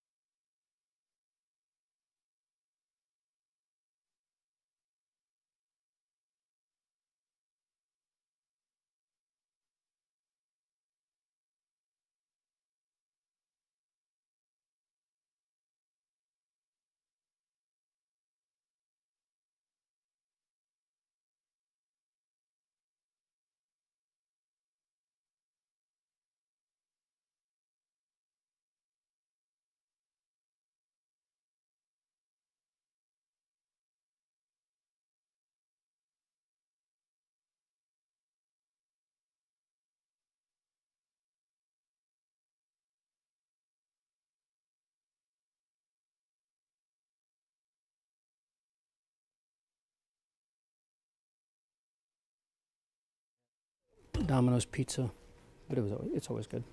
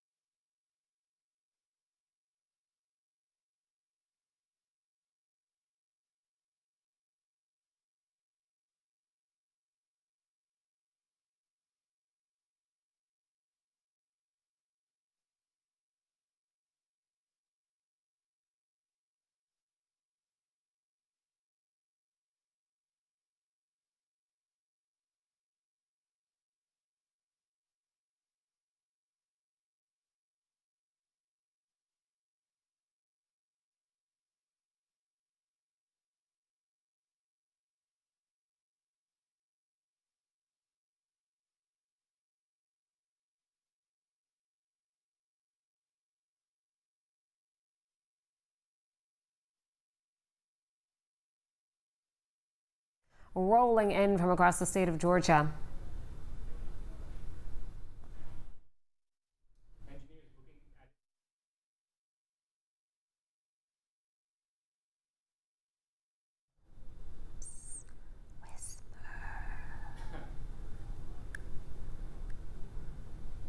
Okay. Got it. Okay.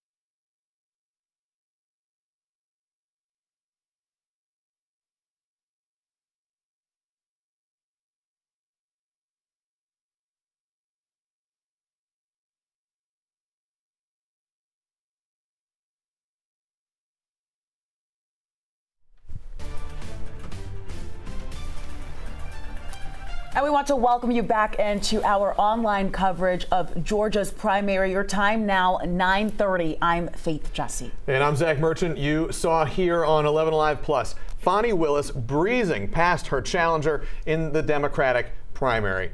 Fulton County, let's see here. We're looking at the results right now. This is the race that has been called for Fulton County DA in the primary. District Attorney incumbent Fani Willis easily taking the victory in this primary challenge. She's got at last tally roughly 54,000 votes and 88% of the tally of votes so far. We have some reaction from DA Willis here. Let's take a listen. I am just so humbled and so grateful to the citizens of Fulton County who made this possible. Tonight, they delivered a strong and a powerful message. They want a district attorney that believes everyone deserves to be safe and everyone is entitled to some dignity.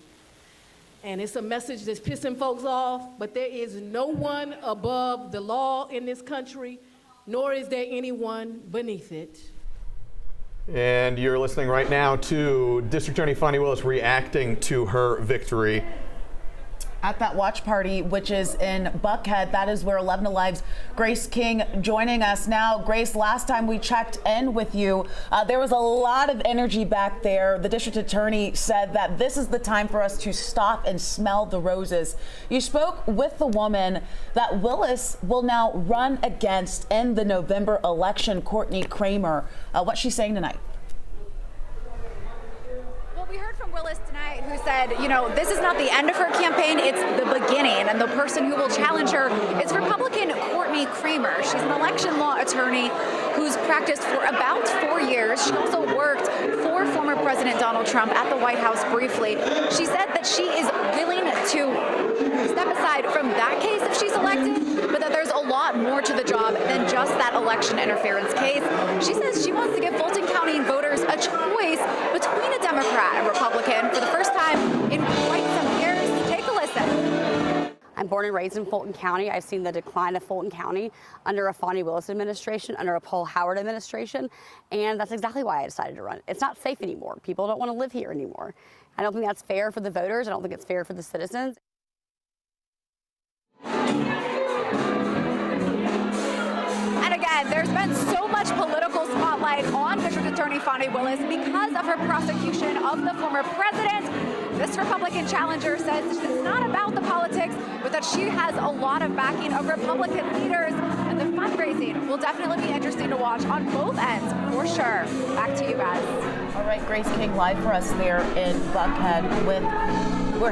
We heard from Courtney Kramer, the Republican who is going to be running against Fulton County District Attorney in November. Here's another race we want to look at here, a lively contest underway for the elected office that will lead DeKalb County's government after Michael Thurman will no longer be there. 3 elected commissioners are vying to replace that CEO, Michael Thurman. He's retiring after 8 years on the job. You can see some of the numbers here. Lorraine Cochran Johnson up at 43% now. That actually just ticked up there, Zach.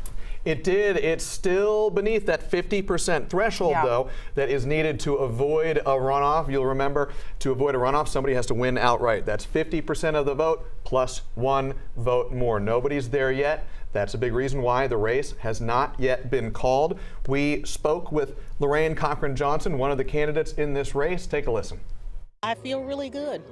You know, I've had 5 years, 3 months, and 10 days to prepare and build a record. And tonight, I look forward to seeing the people do the right thing. I've worked extremely hard. It has been a competitive race.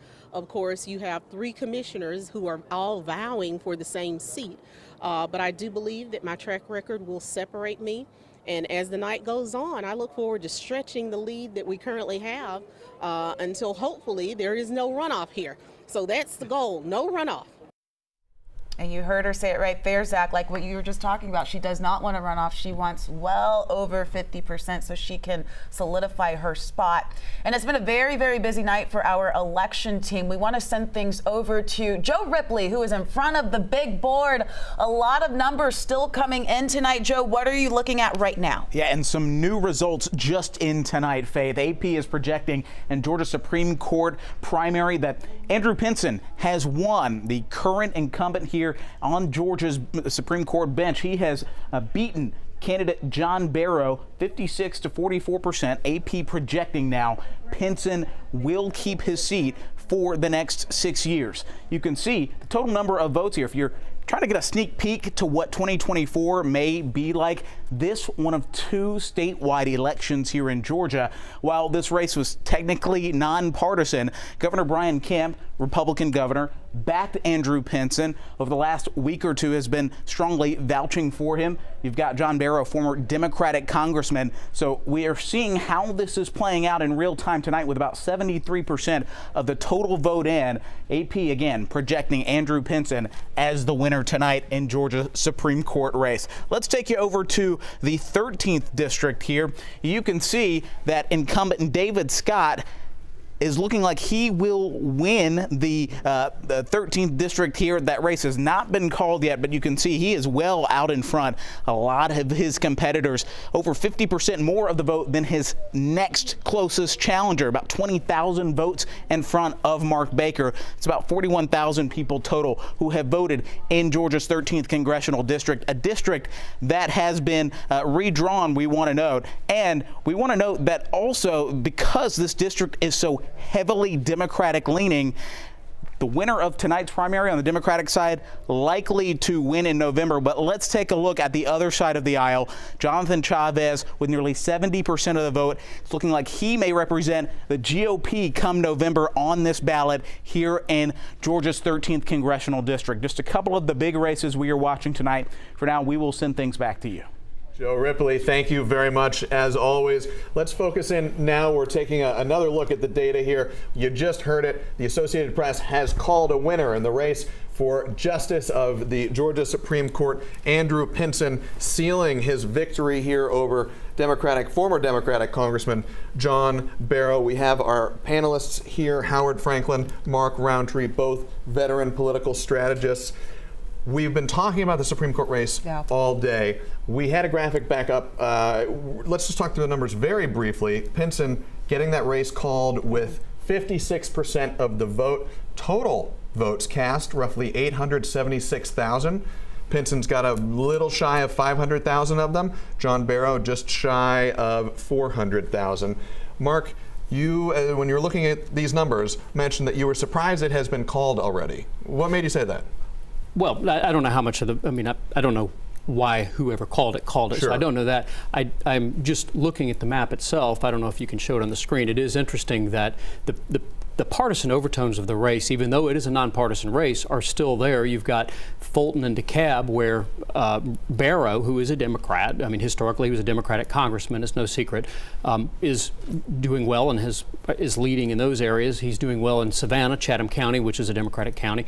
He's doing well in Richmond County, Augusta-Richmond County, a Democratic county. So, and the Republican, Andrew Pinson, even though it's a nonpartisan race, like I mentioned, he is performing very well in these other counties outside of that. So the Republican areas seem to be trending for Pinson. The Democratic areas seem to be trending for Barrow. You know what's interesting about this race? We saw Governor Kemp, who appointed Pinson in 2021, actually put out a commercial for him. And spent some serious money on it, too. Spent some serious, I think, $500,000? Several $100,000. I think so. Yes. And he didn't call out Barrow per se in that commercial, but he said that he basically you want to pick somebody that's going to put partisan politics aside, and I think it was a nod to Barrow because we knew that he was a congressman for so long and he was campaigning on abortion as an issue to try to drive people to vote. Howard, I want to direct this question to you. Do you think that we're seeing it's not like Pinson had a landslide victory here? Barrow still took 43, almost 44% of the vote, looking at the votes that have been tallied so far. Did this campaigning on abortion work? You know, it's hard to say at this early stage. I mean, I think Mark alluded to this, and he mentioned some of the counties where Beryl did really well, but we got to keep reminding your viewers that Beryl has represented Athens, Clark County, he's represented Augusta. I mean, he's moved all over the state to hold on to his seat. You know, how many of those voters remember John Beryl, who hasn't served in elected office for quite some time, is a question. But also worth noting, he did push Brad Raffensperger into a runoff when they first had their battle for the Secretary of State's race some 6 or 8 years ago, 6, 7 years ago. So worth noting, I think he is a very strong campaigner. I don't know, it's so hard to draw inferences from these nonpartisan races where there's overtones, right, or where you get certain endorsements. I'd be willing to bet that most of the folks who were not from the parts of the state that we've talked about here, not deeply entrenched in blue metro Atlanta, probably don't know a whole lot about how either of these candidates would shake out. So we can't overlook the power of the eye, right? Incumbency still means something. And if you don't know a whole lot about either of these folks, it's easy just to check the eye. And that was the other thing. I mean, we talk about these races. Obviously, all of us here, we are tuned in. A lot of people who have gone out to cast their ballot, we were talking about off air, are those who are very tuned in as well. But when you look at the majority of Georgians, before Kemp put out that commercial, Barrow's name was probably a lot more recognizable. He's right? on television. Yeah. No, go ahead, Mark. It is interesting. If you isolate how many people voted today or early in a Republican primary versus the Democratic primary for the 2024 general primary, around 53% of people will have chosen the Republican primary ballot, and around 47% will have chosen the Democratic primary ballot if you take out the nonpartisan voters. But with that being said, he's winning 56% of the vote. So it doesn't translate where Penson has necessarily won all of the Republicans, but he's winning more Democrats than he probably should be winning if Barrow were to have a chance. So he's carrying 56% of the vote currently, whereas 53% of the voters were self-described Republicans. Very interesting there too as well. And I think we have actually some, if you want to take it, go ahead. Well, I think this is a good time to transition away from a statewide race to back to Fulton County. We're looking at the latest results in the race for Fulton County Sheriff, the Democratic primary. This is the one major Fulton County race that has yet to be called. You see incumbent Sheriff Patrick Labatt in the lead fairly handily. He's got about 55% of the vote currently. Joyce Farmer in second with 22%. Kurt Beasley and James Brown at 11% apiece. This race is still not called. We're paying close attention to this one tonight. We spoke with Sheriff Pat Labatt. This is what he said. It says that the voters in Fulton County have confidence in not just me as a sheriff, but our sheriff's office. And we are doing a great job. The women and men of the Fulton County Sheriff's Office give and give and give. And it also says that it's time for us to really focus on what matters, and it's how we treat people. I'm excited about the voters that came out, excited about an opportunity to continue to serve. He says it is time to focus on what the voters need. We want to bring it out to panel to just weigh in. The race has not been called yet. He's obviously in the lead here. And when you talk about what the people need, a big focus of, I guess, opposition to the sheriff has been surrounding the Rice Street facility. Sure. Yeah, I mean, I think the challenge, and I alluded to or maybe spoke directly to this earlier, it's hard to make one person responsible for this jail that has thousands of inmates. And I think Sheriff Labatt has, both in front of the dais at the Fulton County Commission, in front of news cameras, and in front of the voters, explained the things he has done to address overcrowding. And again, I know some of the stuff chapter and verse because I've talked to him about them. So I don't think the voters are buying that the state's largest county and probably the largest jail in the state of Georgia, it's falling apart, it's in disrepair because of one man who has only been in office for 3 years. Mark, we want to go last word to you as we follow this Fulton County Sheriff's race. We saw Pat Labatt out to a pretty solid lead there. Still not called, though, including Labatt. There are 4 candidates in this Democratic primary. Do you think a runoff might be on the way here? I mean, it could still happen. It's looking less and less likely. I would look to, if there is a runoff in this election in a few weeks, to look and see where else in the county that there may be other runoffs going on, if there are any legislative runoffs, for example, if there's a Democratic primary runoff where people are walking on the ground, they're on the ground walking and going door to door, those are areas that are going to have disproportionately large turnouts. So when you go start talking about a potential runoff, you also look at where other elections are taking place that overlap geographically with this bigger race. All right. Well, thank you so much. With that, guys, we are going to take a short break here. We want to thank you all so much for tuning into our coverage, but do not go far. Your time is 9:45. We are here until 11 o'clock tonight, me and Zach and the panel, breaking everything down. There's so much to watch, and we won't be away long. Come back in 15 minutes. At the top of the hour, we'll have all new analysis, and who knows, maybe some new races to call, too. Stick with us.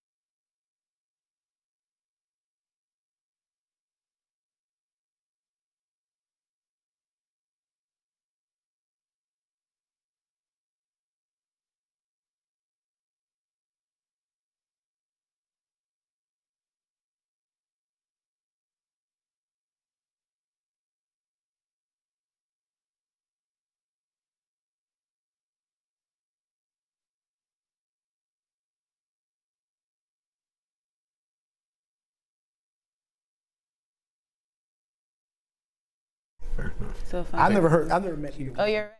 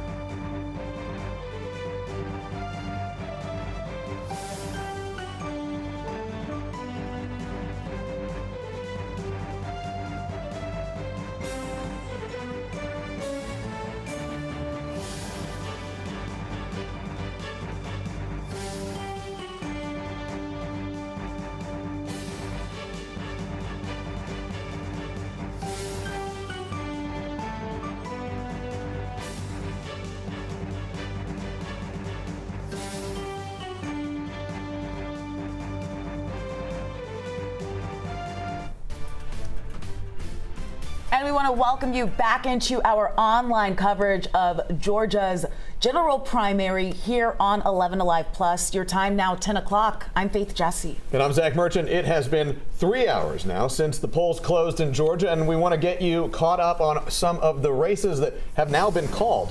First, Fulton County District Attorney. The Democrat primary pits incumbent Fani Willis against Christian Wise Smith in this rematch of the primary from 4 years ago. You're taking a look at the results of that race. It has been called. District Attorney Fani Willis easily advances out of the Democratic primary with roughly 87% of the vote. The race has been called. She now moves on to the general election. We spoke with, or rather heard from in her victory speech, Fani Willis just a few moments ago. Let's take a listen. I am just so humbled and so grateful to the citizens of Fulton County who made this possible. Tonight, they delivered a strong and a powerful message. They want a district attorney that believes everyone deserves to be safe and everyone is entitled to some dignity. And it's a message that's pissing folks off, but there is no one above the law in this country, nor is there anyone beneath it. I'm born and raised in Fulton County. I've seen the decline of Fulton County under a Fani Willis administration, under a Paul Howard administration, and that's exactly why I decided to run. It's not safe anymore. People don't want to live here anymore. I don't think that's fair for the voters. I don't think it's fair for the citizens. Kramer, that is the young challenger to District Attorney Fani Willis, who will be head-to-head to her in November.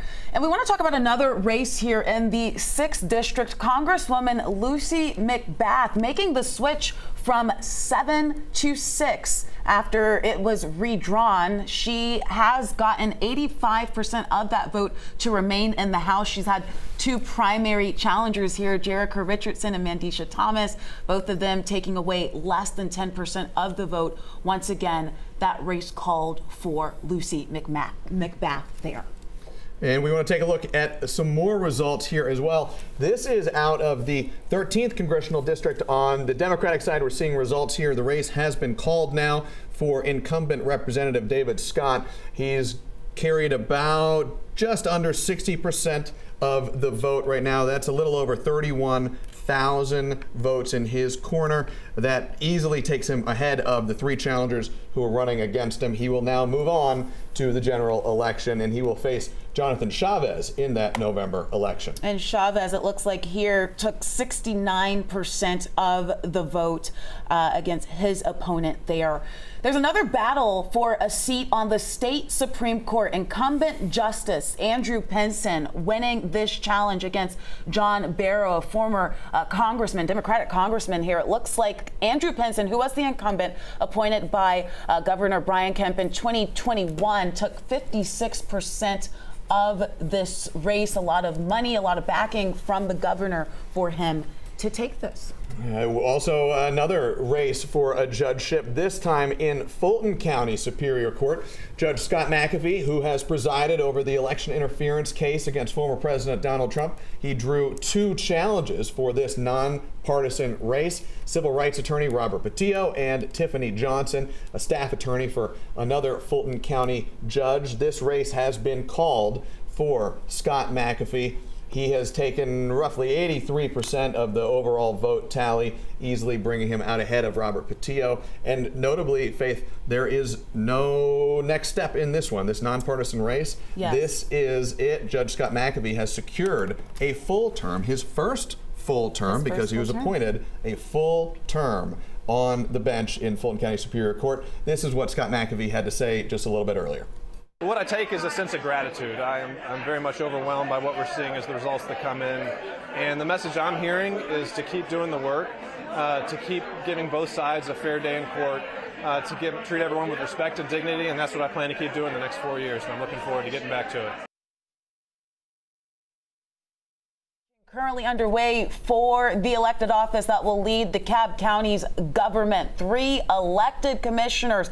They are vying to replace current CEO Michael Thurman, who actually cannot run anymore. He is very loved in that district. But earlier tonight, we did get reaction from Lorraine Concord Johnson and Larry Johnson about the race and these early results. Let's listen in. I feel really good. I've had 5 years, 3 months, and 10 days to prepare and build a record. And tonight, I look forward to seeing the people do the right thing. I've worked extremely hard. It has been a competitive race. Of course, you have 3 commissioners who are all vying for the same seat. But I do believe that my track record will separate me. And as the night goes on, I look forward to stretching the lead that we currently have until hopefully there is no runoff here. So that's the goal, no runoff. It's about the people. It's about making sure that we can connect the dots, fill these potholes, make sure our young people are thriving and winning, make sure our seniors are respected and heard, that they have a place at the table. It's making sure that we understand about international business and economic development. I bring all those things to the table, and that's how we want to do it. And that message has resonated throughout the county. I'm excited, I'm happy, and I'm glad to be at this point because we got in a year ago. The other candidate's been running 4 years. And to be at this point, a year out, and be right now, man, I'm excited. And you just heard one of the candidates in that race, Lorraine Cochran-Johnson, talking about how she hopes to avoid a runoff. Sheriff Pat Labatt, the incumbent sheriff in Fulton County, may well be thinking the same thing. So far, his race has not yet been called. He's facing 3 challengers in the Democratic primary. This race is getting a lot of attention, in part based on poor conditions inside the jail that have gotten a lot of headlines. You see the current results as we have them right now. Sheriff Patrick Labatt, the incumbent, as we mentioned, still leading the pack. He's got about 55% of the votes that have been reported so far. Joyce Farmer is in second place right now with about 23%. Kurt Beasley and James Brown rounding out the field with about 11% each. Moments ago, we spoke with Sheriff Labatt. This is what he said. Says that the voters in Fulton County have confidence in not just me as a sheriff, but our sheriff's office. And we are doing a great job. The women and men of the Fulton County Sheriff's Office give and give and give. And it also says that it's time for us to really focus on what matters, and it's how we treat people. I'm excited about the voters that came out, excited about an opportunity to continue to serve. Yeah, his goal is to continue to serve the community, but we have to see if he makes it there first with this race. We want to head out to 11 Alive's Joe Ripley live in front of the big board for us tonight as results continue to come in. Joe, we are now a little over 3 hours since the polls closed. What races are you looking at right now? And yes, several races, Faith, we are watching that have been called within the last half hour to an hour or so. First, we'll start here in Georgia's 11th congressional district on the Democratic side. AP projecting Katie Stamper has defeated Antonio Daza here in this race. The winner will, of course, go on to face the incumbent Congressman Barry Loudermilk, who has held this district for quite some time here in District 11. He handily defeated both of his opponents. Let's head to District 13 here. Georgia's 13th congressional district, of course, redrawn to move a little further east of the city of Atlanta to encompass parts of Gwinnett, Clayton here, and Rockdale as well. You can see David Scott winning here, about 54.5% of the vote, well out in front of all of his challengers as well. He will go on to face Jonathan Chavez, another race that was called just a few moments ago on the Republican side of the aisle. And so let's zoom out here and let's head to another race here. We're talking about Georgia's 14th congressional district, currently held by Republican Congresswoman Marjorie Taylor Greene. She will face one of these 2 candidates here. We understand this is headed to a runoff, the Democratic primary in Georgia's 14th congressional district between Sean Harris and Clarence Blaylock. We want to note here, Clarence Blaylock just 2 votes behind Army veteran Sean Harris. Of course, Clarence Blaylock, a Democratic activist in his own right. This is a very tight race, as you see here. We expect nothing less. June 18th, this will all be hashed out. Sean Harris versus Clarence Blaylock. The winner gets incumbent Congresswoman Marjorie Taylor Greene. Back to you all. Joe Ripley at the big board, thank you very much. Let's start here. We've got our panel back. Howard Franklin, Mark Roundtree, veteran political strategist. You've got a lot of experience on election nights. Let's start with this race here. We've been talking a lot about it, especially actually when we're on commercial break. So let's bring everybody into the conversation. The race for the U.S. House in District 13, it pitted incumbent Representative David Scott against a pretty wide field of challengers. That race has now been called. David Scott survives. He moves on to the general election. What do you make of this? Well, I think it says a couple things. One, I think a number of the challengers have presented themselves as offering a generational shift. We've got relatively young both candidates and former elected officials in a couple of these cases.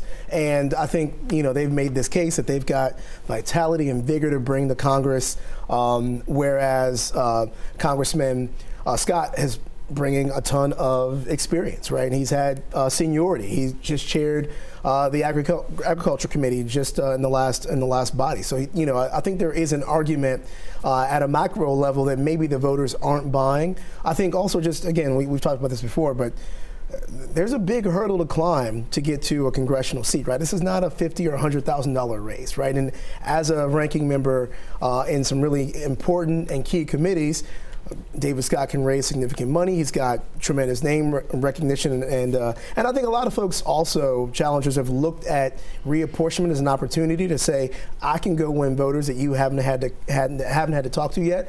But Georgia's between qualifying and the actual election is just a couple months. So it's not a ton of time to raise a lot of money or to go talk to tens of thousands of voters. So structurally, it's more challenging than a lot of challengers find it. And if there was going to be a runoff, you would think, just given the amount of challengers that he had, this might have been it. But as we could see by the numbers, no runoff. I mean, nearly 60% of the vote. Yeah, which he's held steady at for the last several years. Yeah. This actually is not a very good election result, all things being equal, I would argue. For Representative Scott. For Representative Scott. You have Loudermilk tonight, the incumbent Republican, winning 85% of the vote. You've got McBath winning 85% of the vote, I mean, in that range. And then you have Scott winning 59%.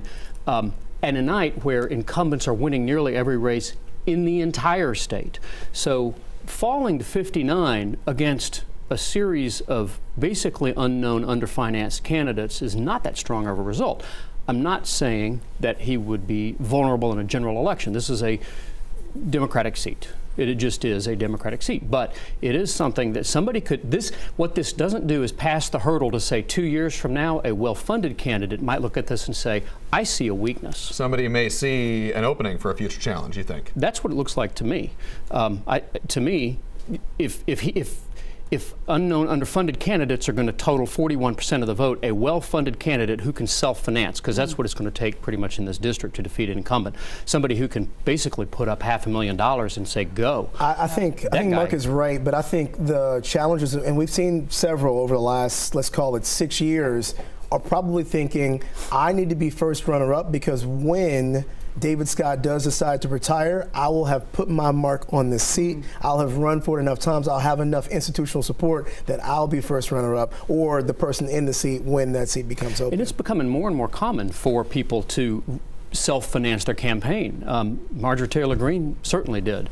Rich McCormick invested heavily in his successful career, start of a career for Congress. So there are candidates that basically can self-fund, and I would look at this down the road and say, this hurdle, this was a kind of a low result for a guy that should have probably carried 75% of the vote, 80% of the vote. I want to touch on November, though, because there is going to be a contest. Jonathan Chavez taking away the 68.8% to go against him.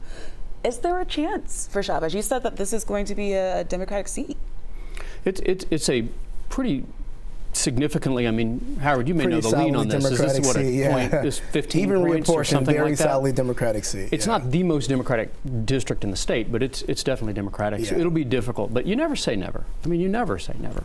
And if we have time, I want to talk about one other race because you mentioned her name, Marjorie Taylor Greene, a name that everybody knows outside of Georgia as well. There are Democrats who are trying to unseat her, and it looks like that race in District 14 is going to go into a runoff. Sean Harris versus Clarence Blaylock. There we go. Sorry, Clarence. What do you guys think about this race? I just think it's interesting that 2 years ago, Marcus Flowers, who we just talked about as one of the challengers to Congressman David Scott, was in this race. I think he raised something on the order of $14 million.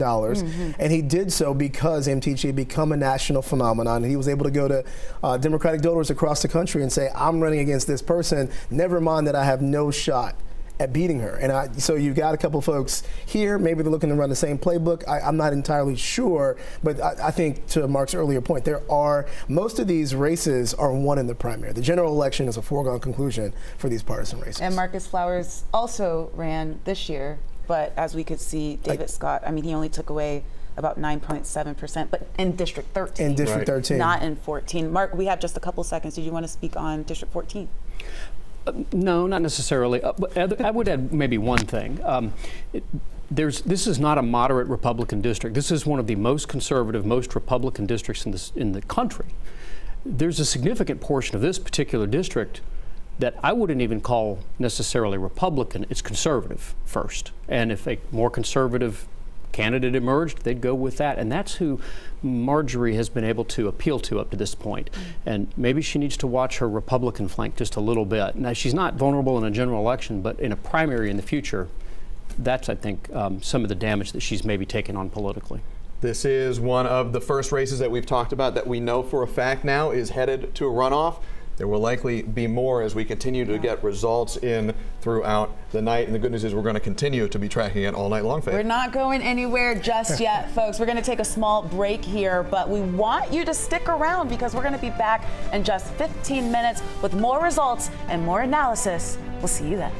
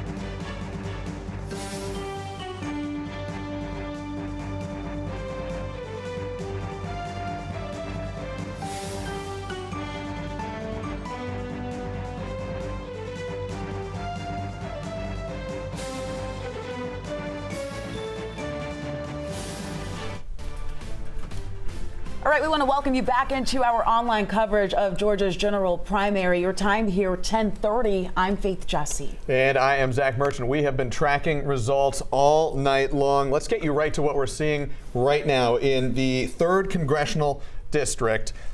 We're seeing it on the screen right now. Brian Jack in the lead, but critically not over that 50% threshold needed to avoid a runoff. This race has not yet been called. It was what we're seeing here. About 82% of the estimated total vote has come in, which means there are still more ballots to be counted. But at this point, race, again, has not yet been called. And if no candidate gets a majority of the vote today, the top 2 vote getters will move on to a runoff race set for June 18th. And it's looking like it could certainly be heading that way. Another race we're taking a look at right here in the 6th District. Congresswoman Lucy McBath making the switch from 7 to 6 after that district was redrawn to remain in the U.S. House. She had 2 primary challengers, Cobb County Commissioner Jerica Richardson and State Representative Mandisha Thomas. As you can see here, she has taken that win with 85% of that vote. So a bit of a landslide there from the Congresswoman. That's right. Another race we have been tracking. That's the 13th Congressional District. It now encompasses Snellville, Conyers, Covington, and Stockbridge. Democratic incumbent Representative David Scott facing 6 primary challengers tonight, and we can now say he has been called the winner in that primary race. He has fended off all of his challengers. So far, the latest data we're seeing, and actually we just got some new votes tallied in here.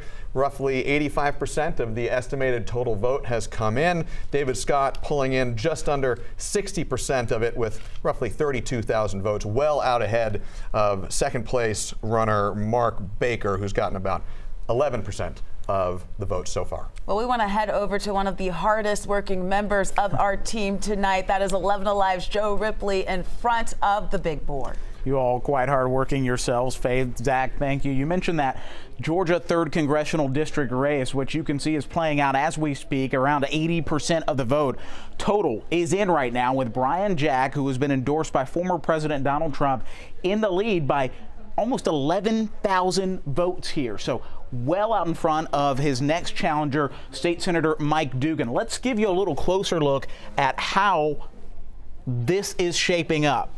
You can see, if I zoom out, you can see where this 3rd district is, but let's zoom in and so you can see just how well that Brian Jack is doing. These areas shaded in pink from Harris County here all the way up to Upson County and Fayette County, all going for Brian Jack here. You can see, though, that Dugan is doing well in Carroll County. Let's take you over to the 3rd district on the Democratic side, and you can see this race also has not been called yet, but the winner, the GOP side, will face the winner of Val Almanord and Mara Keller. Right now, Keller is out in front. 53% of the vote. Almanord has about 47%. And you can see that playing out. What was playing out in Carroll County is about the same story district-wide here in 3. Let's take you to Georgia's 14th Congressional District, where we project that this race is headed for a runoff. The Democratic primary in Georgia's 14th Congressional District between Clarence Blaylock and Sean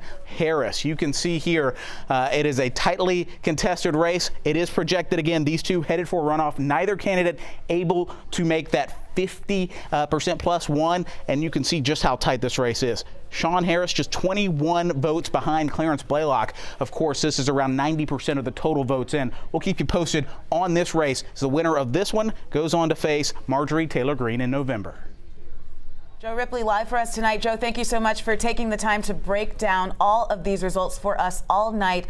Our panel is back with us now. Gentlemen, thank you so much for sticking with us. I mean, we've been on air since 7 o'clock. Yeah. When the polls close, it's 10:30, and we still have a lot to talk about. So let's talk about these runoffs. As we know here in Georgia, if you don't get at least 50% of the vote, you're going to go into runoff. One of those runoffs that we have confirmed, Joe just talked about it. It is in District 14. We know that's a heavily red district with Marjorie Taylor Greene, but there are some Democrats that want to unseat her.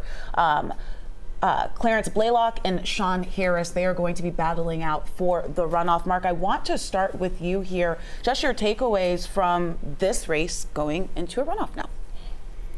For for District 14. 14 yes, for the on the Democratic side. On the Democratic side. Well, we talked a little about it before.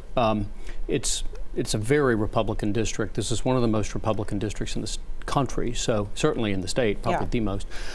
Interestingly, if you go back and you look at the 2020 runoff elections, this was also the congressional district that had the biggest drop-off.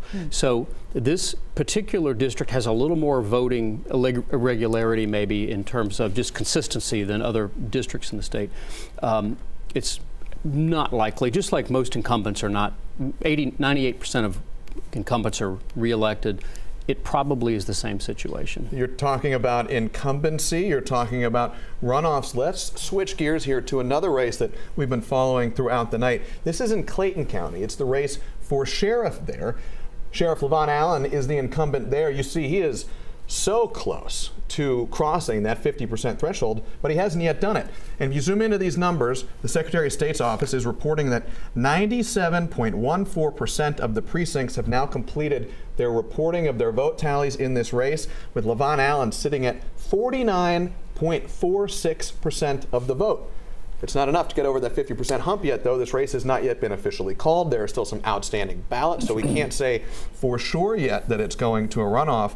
But when you look at numbers like that, where does your mind go, Howard? Well, really, it's 6 in one hand or half dozen in the other. You can think about this if you're thinking about yourself as Levon and the incumbent and say, hey, I'm pretty close, and if I run for 4 weeks, I should be able to close this gap. But I'm sure the candidate closest and nipping at his heels, Jeff Turner, who has served as sheriff before, who's been the county commission chairman, is going to say 51% of the voters in this county didn't vote for you. They voted for someone other than the guy with the I next to his name. And so I think there will be a spirited race. I know there's been a lot of back and forth in the politicking. We got to wonder where and how Victor Hill plays into all this. But I think it's probably going to be one of the more spirited runoffs. And you have experience in what you might call a spirited runoff not too many years ago. And you've been on that side where you're trying to come from behind in the runoff, right? Tell us about I don't want to give away the goods here. Tell us about this campaign. No, absolutely. We talked a lot about the mayor's race, right. Andre Dickens, 2.5 years ago. And a lot of folks looked at that race when we got into the runoff, 23.5%, with the top vote getter at 44-45%, and saying, hey, it's a foregone conclusion. You're 20 points down. Almost and you only exactly got 4 like weeks. in the Clayton County very, race right very now. similar, very, very similar. And really what it comes down to is how your candidate matches up going into this brand new race. A lot of people make the mistake of assuming that a runoff is a continuation of the race that they just were running, not a brand new level setting of the playing field and the landscape, and potentially an opportunity for someone to kind of recast the die and to say, here's why you need to look at this thing differently. I want to dig a little bit because, I mean, you think of Clayton County, Victor Hill's name is what comes to mind for a lot of people. We know that at one time he was backing Mr. Allen. He was. And now there has been some issues there.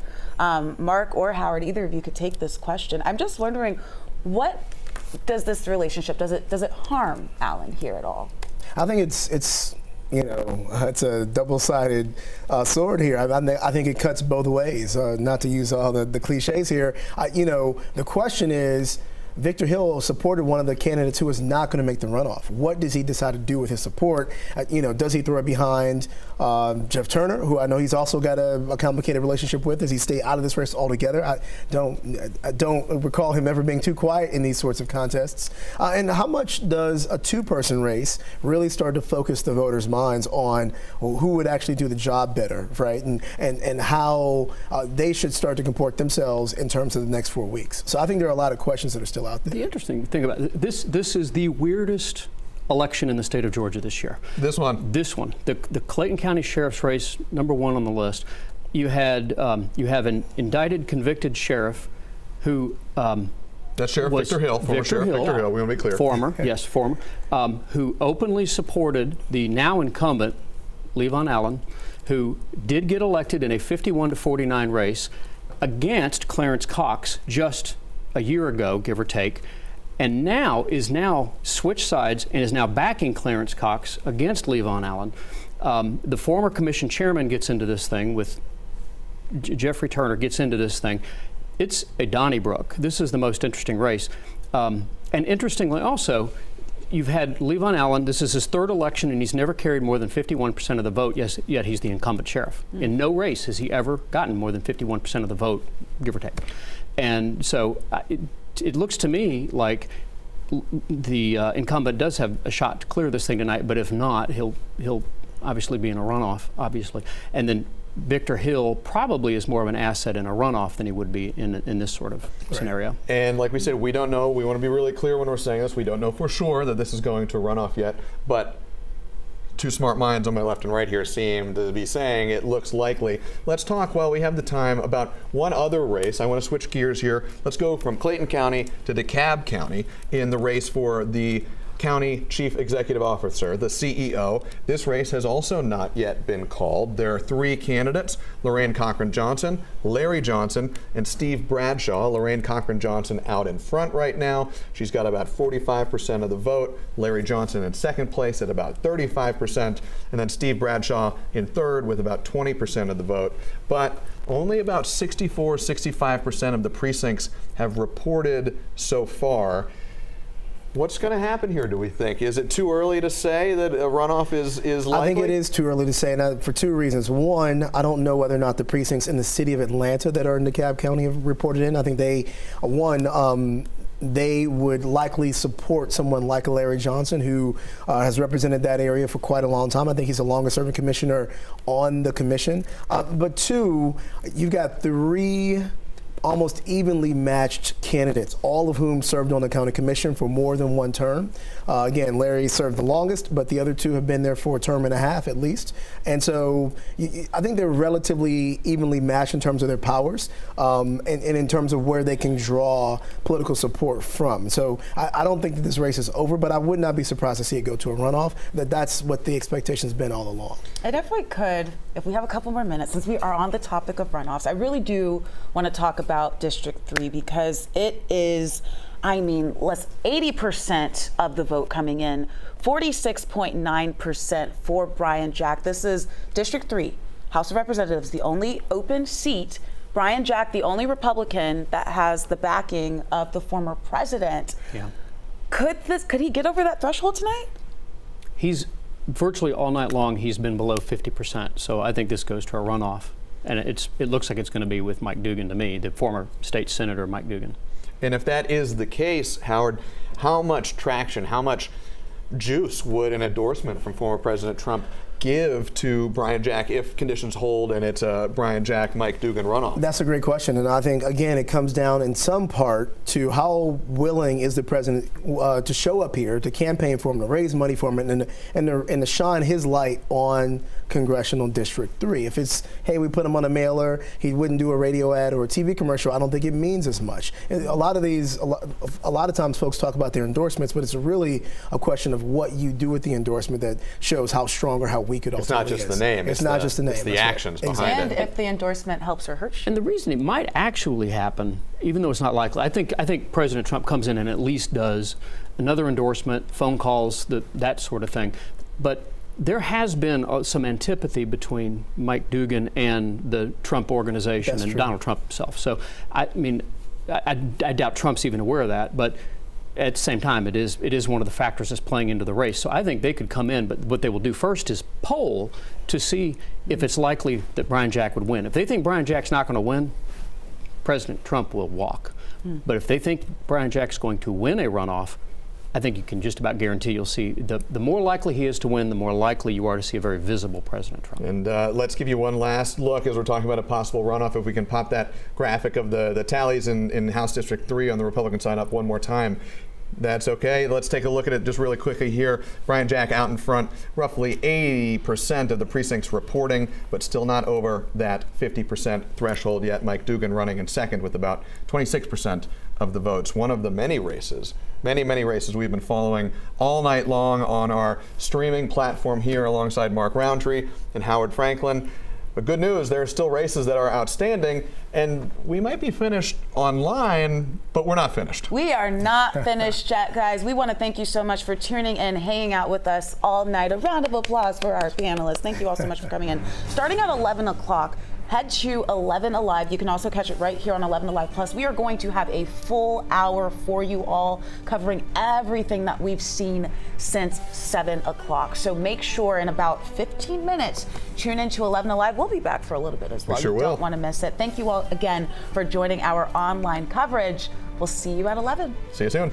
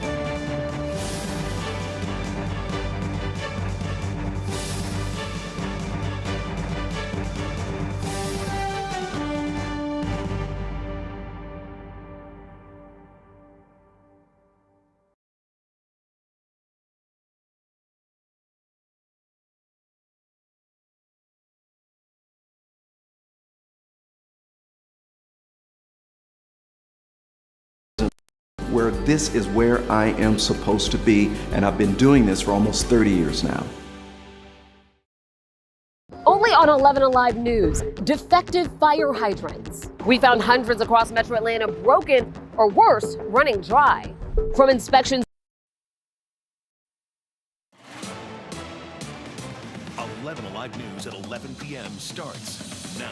Right now at 11, it is election night in Georgia. This is a special 1-hour edition of 11 Alive News at 11, bringing you all the action as we track those live results in the 2024 state primary. The primary sets the stage now for November, whittling down candidates so there's only one from each party in the race. Tonight, 11 Alive has live team coverage bringing you up-to-the-minute results as well as reaction from candidates at watch parties and analysis from our panel of veteran political insiders. So we want to get straight to some of those brand new results just coming into the newsroom. Just in for the race for Clayton County Sheriff, with 100% of the precincts reporting, it appears the race is now headed for a runoff between Sheriff LaVon Allen and Jeffrey Turner. And Allen has close to 50% of the vote right now, but that number on your screen right now is rounded up to 50%, so he does not avoid a runoff.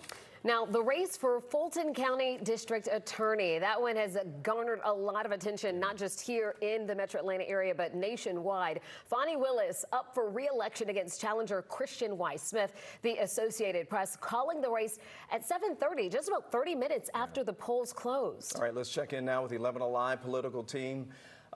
Joe Ripley, he's on the board right now. Joe, what can you tell us? That's right. This was really a landslide, guys. As you mentioned, one of the first races called tonight.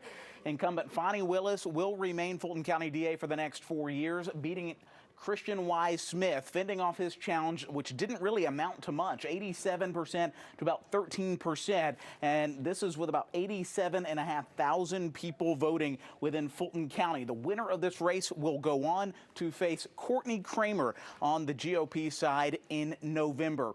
So we thought coming into this, Fani Willis obviously had the name recognition. She's taken on high-profile cases in the YSL RICO trial and Georgia's 2020 election interference case. It was how she handled those cases that maybe turned some people against her or forced a challenge here from Christian Y. Smith. Both had served under former DA Paul Howard, and now turns out Willis has garnered enough votes, avoided a runoff altogether, and will face off again against Courtney Kramer in November.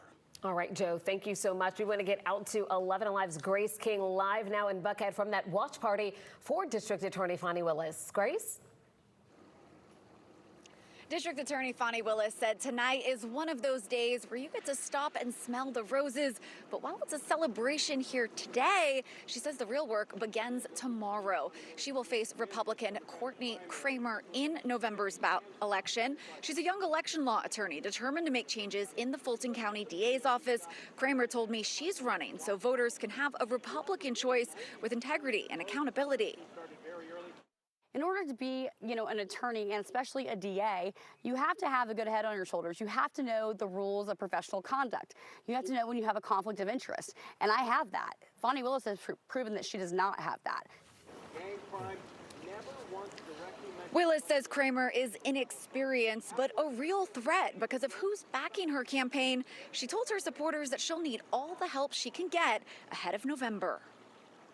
Right here is a grassroots campaign. Nobody is supporting me but the people of Fulton County. And so we need you all the way in. And you mentioned that Willis really propelled into the national spotlight with her prosecution of former President Donald Trump. Coming up at 11:30, we'll talk about how that could affect the race at the polls in November. All right, Grace, we'll see you tonight at 11:30, if not sooner. Tonight, the Associated Press has also called the race for Fulton County Superior Court, with incumbent Judge Scott McAfee declared the projected winner. This is video from his watch party tonight. He spoke around 8 o'clock right after the race was called. Listen in. What I take is a sense of gratitude. I'm very much overwhelmed by what we're seeing as the results that come in. And the message I'm hearing is to keep doing the work, to keep giving both sides a fair day in court, to treat everyone with respect and dignity, and that's what I plan to keep doing the next 4 years, and I'm looking forward to getting back to it. It's going to be really interesting for us tonight, folks. Faith Jesse and Zach Merchant with 11 Alive's political team now joining us now with more from our political analysts. That's right, guys, and we have been here all night. If you've been following us on the streaming side, we're so grateful, and we're happy to be joining everybody on the broadcast side as well. We want to bring in, we're biased, but we think we have the best team of political analysts in the state here. We've got veteran Democratic strategist Howard Franklin and veteran Republican strategist Mark Roundtree. We're so grateful you all have been with us and watching a lot of results all night, right, Faith? Absolutely, and if we could bring in that shot with our panelists, we do have a question for them. We just heard from Judge Scott McAfee, who is returning back, and I don't know if we're going to be able to go to them right now. There we are. Hello, guys. So we just heard from Judge Scott McAfee. This is a big tease to get you in. We know that this is his first time after being appointed, being elected by the voters. What's your reaction from him maintaining that seat tonight? Mark, we'll start with you. Well, most every incumbent in the state won tonight. He won by a shocking margin by any standard, 83% of the vote. The weirdest thing is that only 70,000 people voted in this election. Every other election for judge in this county tonight had 100,000 people voting in it. Actually, I think I can explain exactly why that happened. There was a third candidate in this race. She was disqualified, but her name was on the ballot. And I'm willing to bet that when we can see the final tally, that she probably accounts for the majority of that 26,000 votes. Actually, when I went to vote early last week, there was a posting inside of the voting booth, but if you weren't paying close attention, you would not have seen it. And you think that was the difference maker. I think we have just a little bit of time left, and if we don't, let me know. But one last quick question to you all. Judge Scott McAfee is presiding over the Fulton County election interference case against former President Donald Trump. I want to ask each of you this question. Mark, how much of an impact did that case, do you think, had on this race? I think it was significant. This is name recognition for a judge better than anybody could have advertised. So, and I think he was pretty much lauded for his stance on that.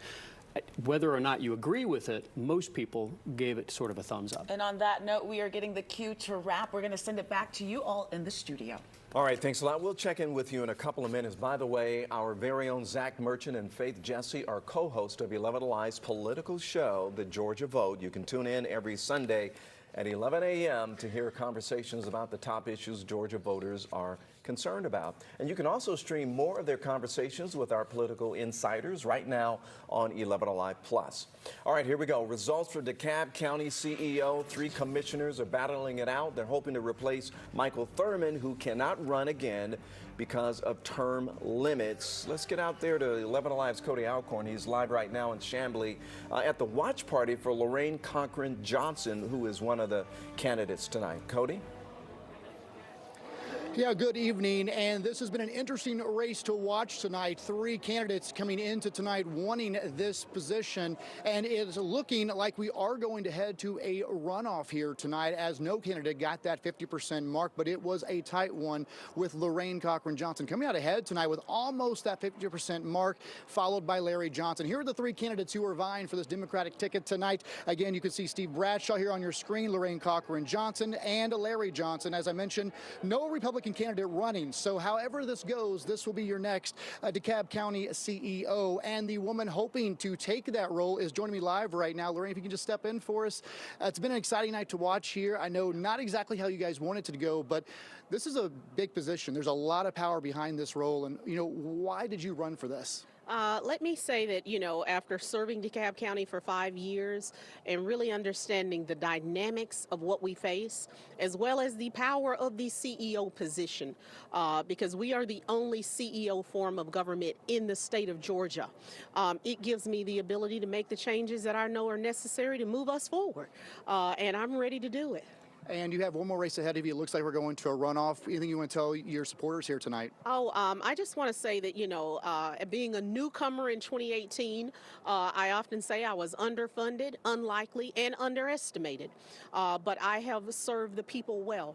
And tonight it proves I have run a good race. We are going to finish what we started. Of course, I was the junior most person in the race, and I've gone up against people that have been present for 22 years. So I'm not fearful. I just want to finish what we started, and I have no doubt that on June 18th, I will be the next CEO of DeKalb County. All right, Lorraine, thanks so much for joining us. We appreciate it. And again, we are at the watch party for Lorraine Cochran Johnson. Now, we also went to Larry Johnson's watch party tonight, and we'll have more from him coming up in the next half hour. But again, tonight, it does look like the DeKalb County CEO race will go to a runoff on June 18th. In Chamblee, Cody Alcorn, 11 Alive News. All right, Cody, thank you so much. And as we head to break, an update on the vote to create what could become the city of Mulberry in Gwinnett County. Right now, the tally sits at 53% voting yes. This race still not called at this hour. We'll, of course, continue to track it for you throughout the evening. While we are counting the votes and dealing with sunshine earlier today, plenty of heat, more heat on the way, folks out to the west have been dealing with a pretty big, major severe weather outbreak. Stay with us to let you know if this system is going to move our way. And don't forget, you can follow live election results right now on our website, 11alive.com, where you're also running the results across the bottom of your screen for you all night long.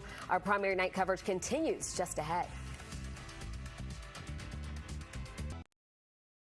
When news is happening in the afternoon, you'll see it on 11 Alive News now at 4. I'm Jonathan Martin. And I'm Faith Jesse. We're both Atlanta natives, so we know the city like you do. Most importantly, you'll know what to expect wherever you're headed with updates from Atlanta's traffic expert, Crash Clark. I've got your alternate. And get your first look at the forecast with meteorologist Melissa Nord. Rain is moving into Atlanta right now. Plus, we'll help you make smarter decisions that'll save you money. When it's happening in the afternoon. You'll see it on 11 Alive News at 4.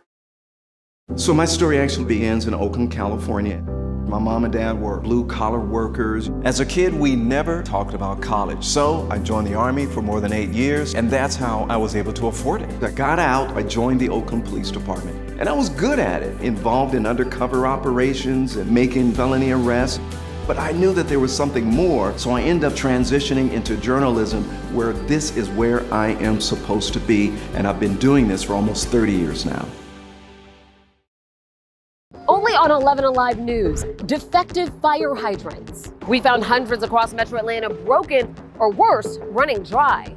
From inspections issues to repair problems, our investigation uncovered several factors leading to faulty fire hydrants. And we explain how you and your family may unknowingly slow down firefighters by limiting access to hydrants. Scan the QR code right now to watch. When it comes to public safety and our emergency services, the story is only on 11 Alive News. It's a wonderful feeling to be a journalist in my hometown. People that knew me when I was little are watching me, and so I want to make sure that I get stuff right. Good journalism is impactful, whether it is taking on something that needs to be changed or touching somebody. This is my city just as much as it is yours. So when I'm out, when I see people, it's, hey, how are you? It's what's going on in your world. Because even when I'm not at work, people still trust me. Only on 11 Alive News, we examined the 4 ways you and your family can identify whether a review is real or not and save you some money. There is a lot of red flags that you should look for. With tricks to identifying fake reviews, like simply looking at the profile name. Our investigation uncovered how major companies are now working together to make sure you never see a fake review again. When it comes to saving you money, the story is only on 11 Alive News. I've always really cared about what's happening here in Atlanta. This is home. I was born and raised right here in the city. Even as a 3rd grader, Taking a look right now at the results for Fulton County Sheriff. Sheriff Patrick Labatt, the incumbent, leading the way right now with 54% of the vote. So we are going to hear from him of hopefully in the future with what he hopes to accomplish in a 2nd term, especially when it comes to a big issue for so many folks, improving the conditions at the county jail. Well, I'm ready to take off and fly, all right? It's so many times during my 1st term, there were a lot of political genre or rhetoric about me being a 1st-term sheriff. We got a lot of things accomplished when people thought we couldn't. Out of 3,700 people, with 600 people sleeping on the floor, now there's nobody sleeping on the floor. So we've done a really good job of partnering with our justice partners, but now the next chapter. And we want to get back now to our Faith Zessie and Zach Merchant, along with our 11 Alive political team and analysts, to talk about this race and some others. Yeah, tonight, Howard Franklin and Mark Roundtree joining us. You guys have been with us since 7 o'clock. We're so excited to have you here. We're talking about this race for Fulton County Sheriff. We know that the sheriff has been in the news because a lot about this Rice Street facility, the Jails Act. It is, and we've been following this race all night. Sheriff Patrick Labatt up with about 54% of the vote so far. Not yet a called race, though. How likely is it, Howard, that we see a runoff here? He has, after all, 3 challengers in the Democratic primary. I think it's actually really impressive that he's been able to clear a 54% bar for at least most of this evening, considering that he's had these 3 challengers and they've been nipping at his heels the entirety of this race. So I think he's going to win this without a runoff, but only time will tell. I have no idea why they don't call, like AP hasn't called this race. I just have looked over all the precinct results, not all of them, but a lot of them, and he consistently is carrying above 50% in most of them all over, geographically all over the county. So I don't know what they're waiting for. And we know that the sheriff has been in the office for about 3 years. First in there in 2021. He's campaigning on several things, including cleaning up that jail. That's right. A lot to keep an eye on, though. And Mark, as you mentioned, you have some questions why it hasn't yet been called. But it hasn't been. So we are going to continue to keep an eye on this with our political roundtable here. But for now, we want to send it back to you all in the studio. All right, thank you both so much. Now, let's take a look at the U.S. House of Representatives race for District 3. Here is a look at those results for you right now. This is the Southwest Metro Atlanta area, Peachtree City, Newnan, LaGrange, Carrollton. We are understanding at this hour that this race will be headed to a runoff. No candidate seems to have hit that 50% mark. So we're going to get you now over to Joe Ripley. Yeah, good evening, Jennifer. As you can see, and as you just said, Brian Jack, the candidate who was endorsed by former President Donald Trump, who was a White House aide under the Trump administration, is headed to a runoff with Georgia State Senate Majority Leader Mike Dugan. You could see not really a close race, but Jack never cleared the 50% threshold plus 1 vote. That means that those 2 candidates are headed to a runoff. On the Democratic side, you've got Mara Keller currently in the lead, 53% to Val Almanord's 47%. But you can see the total votes here, around 24,400 votes on the Democratic side compared to over 40,000 more votes, 68,749 on the GOP side. Very conservative District 3. So we predict that the winner of this runoff is likely to go on to November and win the 3rd Congressional District. Of course, the only open congressional seat in the state of Georgia due to Representative Drew Ferguson deciding not to run for another term. So again, Brian Jack, the big story, former President Trump endorsed Jack. Mike Dugan, they will take on one another. The winner of that runoff will face, and it looks like AP has projected Mara Keller just within the last minute or so as the Democratic nominee here in Georgia's 3rd Congressional District. So will be Keller taking on the winner of Brian Jack and Mike Dugan come June 18th to go to November. You can see plenty of counties here that Jack won, all the way from down here in Harris County over here to Spalding County, Fayette. So Brian Jack, again, carrying a lot of the results here, but we'll have to see who it comes down to on June 18th in the 3rd Congressional District runoff. All right, Joe, thank you so much. All right, so right now we're taking a look at the results for Georgia Supreme Court. These are your results with Justice Andrew Pinson being declared the winner just around 9:30 this evening against challenger John Barrow. We're going to hopefully hear from him in just a little bit. We're back with more results coming up after the break. When news is happening in the afternoon, you'll see it on 11 Alive News now at 4. I'm Jonathan Martin. And I'm Faith Zessie. We're both Atlanta natives, so we know the city like you do. Most importantly, you'll know what to expect wherever you're headed with updates from Atlanta's traffic expert, Crash Clark. I've got your alternate. And get your first look at the forecast with meteorologist Melissa Noor. Rain is moving into Atlanta right now. Plus, we'll help you make smarter decisions that'll save you money. When it's happening in the afternoon. You'll see it on 11 Alive News at 4. So my story actually begins in Oakland, California. My mom and dad were blue-collar workers. As a kid, we never talked about college. So I joined the Army for more than 8 years, and that's how I was able to afford it. I got out, I joined the Oakland Police Department, and I was good at it, involved in undercover operations and making felony arrests. but I knew that there was something more, so I ended up transitioning into journalism, where this is where I am supposed to be, and I've been doing this for almost 30 years now. Only on 11 Alive News, defective fire hydrants. We found hundreds across Metro Atlanta broken, or worse, running dry. From inspections issues to repair problems, our investigation uncovered several factors leading to faulty fire hydrants. And we explain how you and your family may unknowingly slow down firefighters by limiting access to hydrants. Scan the QR code right now to watch. When it comes to public safety and our emergency services, the story is only on 11 Alive News. It's a wonderful feeling to be a journalist in my hometown. People that knew me when I was little are watching me, and so I want to make sure that I get stuff right. Good journalism is impactful, whether it is taking on something that needs to be changed or touching somebody. This is my city just as much as it is yours. So when I'm out, when I see people, it's, hey, how are you? It's what's going on in your world. Because even when I'm not at work, people still trust me. Only on 11 Alive News, we examined the 4 ways you and your family can identify whether a review is real or not and save you some money.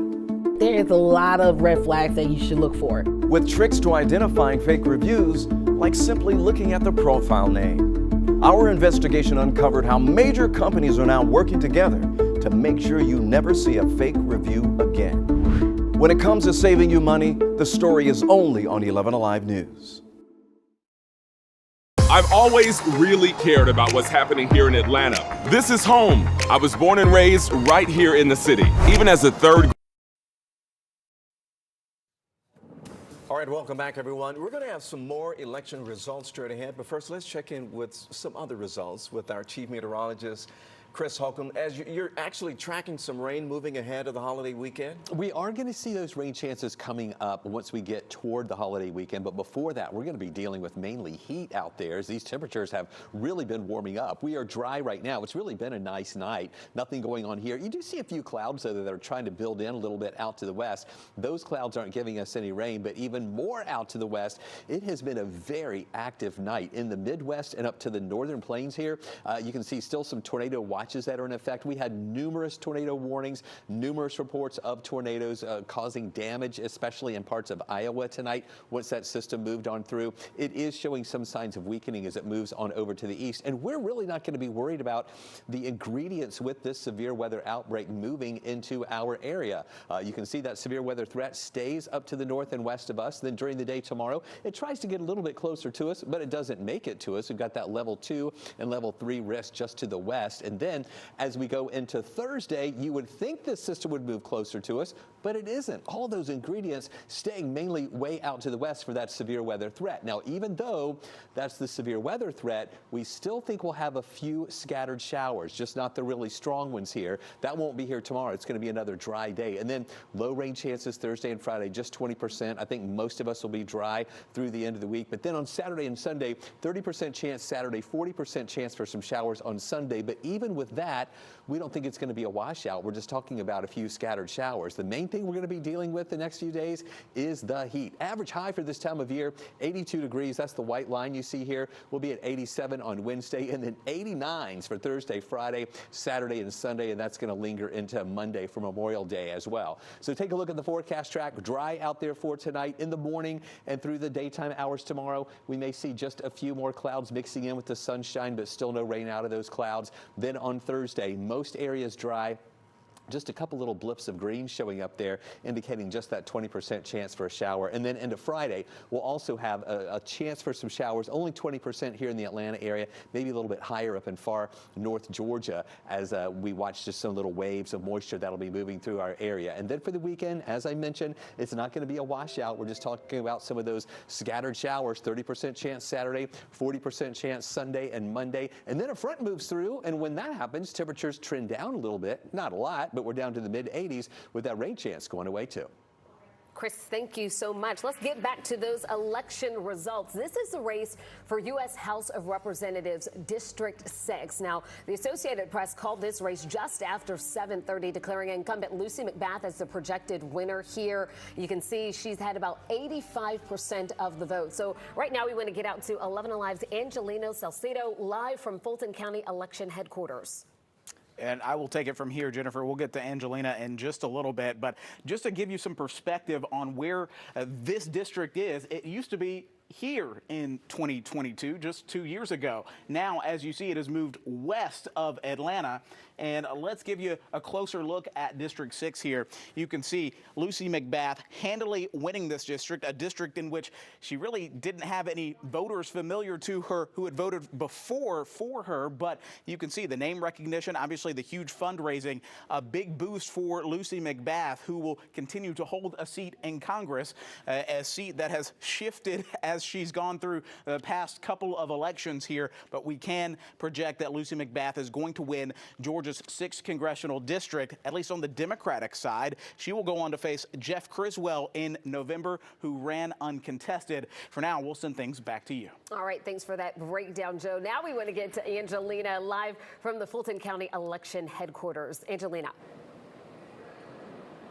Yeah, with this win coming for Congresswoman Lucy McBath after she said that she was choosing to fight for her spot in Congress for the second time in a row and that she would not be backing down. She is currently in Washington for the special session, but we did reach out to her office, spoke to them, and they say that they're extremely excited to move forward after tonight. Lucy McBath putting out a statement right after this race was declared for her. I want you to take a look at that because she did tweet out on Twitter.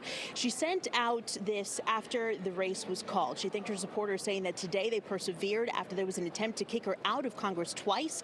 In a tweet, she says that the Republican-controlled legislature failed. She also mentioned her son Jordan, who was shot and killed back in 2012. He's one of the main reasons that she chose to get into politics back in 2019. She said, "Jordan, I miss you. I know that you're right there by my side. We are just getting started." I want you to take a listen to what she had to say last year when the district maps were redrawn. I'm happy to represent any constituent. I'm happy to continue to do the work. The 2024 District 6 lines look vastly different from what the 2021 lines look like. And so that's part of the reason why she made this particular calculus and decision to go back. Now, here's a look at the changes in the redrawn map, which Joe went over a little bit as well. The Republican-led legislature changed them, virtually dissolving McBath's 7th district that she represents right now. Those changes approved just before the new year. Congresswoman McBath was running against Cobb County Commissioner Jerica Richardson and State Representative Mandisha Thomas. She edged them out by more than 20,000 votes. Now, she's now going to continue her push forward to November. She has a very early start tomorrow, so her office says that they're just excited to get back to work. We're live tonight in Fulton County. Angelina Salcedo, 11 Alive News. Angelina, thanks a lot for the update there. We're going to check out the congressional race for District 13. Representative David Scott facing 6 challengers there, including Marcus Flowers, who ran against Marjorie Taylor Greene in the 14th district back in 2022. We're going to get back to the big board as we speak with, of course, we're going to go back with Joe Ripley and talk more about that. Joe? Yeah, good evening, Ron. This was one of the bigger surprises of the night to me. You mentioned it right there, 6 challengers for incumbent David Scott in another redrawn district. District 13 used to sit right in there, but then it moved a little east, a little north to include more parts of Gwinnett County. But David Scott said he didn't care. 58% of the vote for him, again, defeating 6 challengers here. Let me zoom in so you can see David Scott doing particularly well in areas that used to be in his district in Clayton and Henry County, and picking up a majority of the vote in these counties as well. Scott will go on to face Jonathan Chavez in November. Guys, back to you. All right, Joe, thank you so much. Also tonight, those election results are still coming in at this hour. You can follow along with the live results right now on our website, 11alive.com. Our election night coverage continues after this break. Our investigation uncovered how major companies are now working together to make sure you never see a fake review again. When it comes to saving you money, the story is only on 11 Alive News. I've always really cared about what's happening here in Atlanta. This is home. I was born and raised right here in the city. Even as a third grader, I'd watch the news and have my dad record me recapping the day's events. Now, as an 11 Alive anchor, I carry that same passion to tell stories that have impact and to be active in the community. I need to know what matters most to people and even the challenges they may face. So what a privilege to be back home in Atlanta and join you every weekday with Faith Jesse right here on 11 Alive News at 4. Let's face it, the weather is always changing. We can't control it, but we can help you prepare for it. Crazy weather can really mess up your plans, even put you at risk. So trust our team to give you everything you need to know when you need it most. We care about getting the forecast right for you. When severe weather threatens, we have a high risk of heavy rain that could lead to flash flooding. Stay safe, informed, and in control with the 11 Alive Storm Trackers. The city doesn't stop when you go to sleep. That's why we're up early. Early. Tracking breaking news, traffic, and weather. Preparing you before you get out of bed, so you can start your day a step ahead. When news is happening in the afternoon, you'll see it on 11 Alive News now at 4. I'm Jonathan Martin. And I'm Faith Jesse. We're both Atlanta natives, so we know the city like you do. Most importantly, you'll know what to expect wherever you're headed with updates from Atlanta's traffic expert, Crash Clark. I've got your alternates. And get your first look at the forecast with meteorologist Melissa North. Rain is moving into Atlanta right now. Plus, we'll help you make smarter decisions that'll save you money. When it's happening in the afternoon. You'll see it on 11 Alive News at 4. So my story actually begins in Oakland, California. My mom and dad were blue-collar workers. As a kid, we never talked about college. So I joined the Army for more than 8 years, and that's how I was able to afford it. I got out, I joined the Oakland Police Department, and I was good at it, involved in undercover operations and making felony arrests. But I knew that there was something more, so I ended up transitioning into journalism, where this is where I am supposed to be, and I've been doing this for almost 30 years now. Only on 11 Alive News, defective fire hydrants. We found hundreds across Metro Atlanta broken, or worse, running dry. From inspections issues to repair problems, our investigation uncovered several factors leading to faulty fire hydrants. And we explain how you and your family may unknowingly slow down firefighters by limiting access to hydrants. Scan the QR code right now to watch. When it comes to public safety and our emergency services, Welcome back, everyone. Right now, our election night coverage continues. You're watching a special 1-hour edition of 11 Alive News at 11. So if you're tuning in for The Tonight Show, our coverage ends at midnight. But don't worry, The Tonight Show will air immediately following this newscast with Bill Maher and special guest Zane. All right, let's get back now to our live team coverage tonight. Our team is now tracking live results minute by minute and breaking down the meaning behind the big races alongside some veteran political analysts. So let's get straight to the latest results from the race for Georgia Supreme Court. Just in the last 90 minutes here, sitting Justice Andrew Pinson has been declared the projected winner. And here's what he had to say about his plans moving forward. Keep doing the work that the people of Georgia deserve. I'm committed to upholding the rule of law, defending our Constitution, and working with my colleagues to make sure that that justice is served equally in our court and across the state. All right, Joe Ripley's on the big board with us tonight, breaking down all those votes. Joe? Yeah, good evening, Ron. You can see the results here. It was 2 years ago when Governor Brian Kemp appointed Andrew Pinson to the Georgia Supreme Court. 2 years later, Pinson having to defend his seat in a nonpartisan race. But this race really got pretty partisan pretty quickly. You've got the governor backing Andrew Pinson. Of course, Governor Kemp being a Republican. Former Democratic Congressman John Barrow ran with a promise to address women's reproductive rights and issues if he were to win. That is not going to be the case. Andrew Pinson is elected, and he will serve a full 6-year term. Back to you. All right, Joe, thank you so much. We want to send you over to Faith Jesse and Zach Merchant with the 11 Alive political team with much more on this race, which is something unique. You don't usually see this much attention on a race like this. Really interesting. And we're going to talk more about that with our panelists here, Harlan Franklin and Mark Roundtree, who have been with us since 7 o'clock. And Zach, they bring up an interesting point.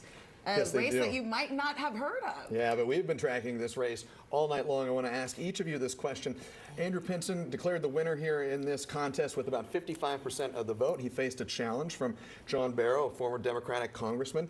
It's unusual in Georgia to see a sitting Supreme Court justice face a serious electoral challenge. Yeah. Did John Barrow overperform as a challenger here? What do you make of this?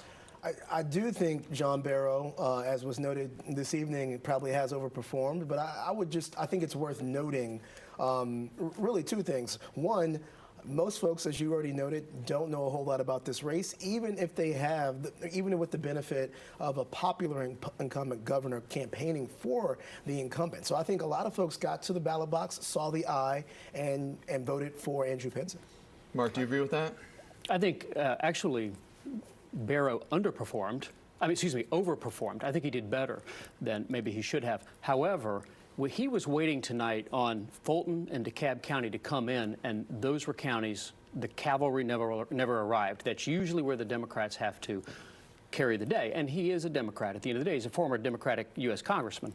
In the end, he only carried 54% of Fulton County. So the numbers were never there for him to win after that. We have 30 seconds here. Do you all think that the backing of Governor Kemp, he invested a lot of money here, those commercials for Pinson worked here?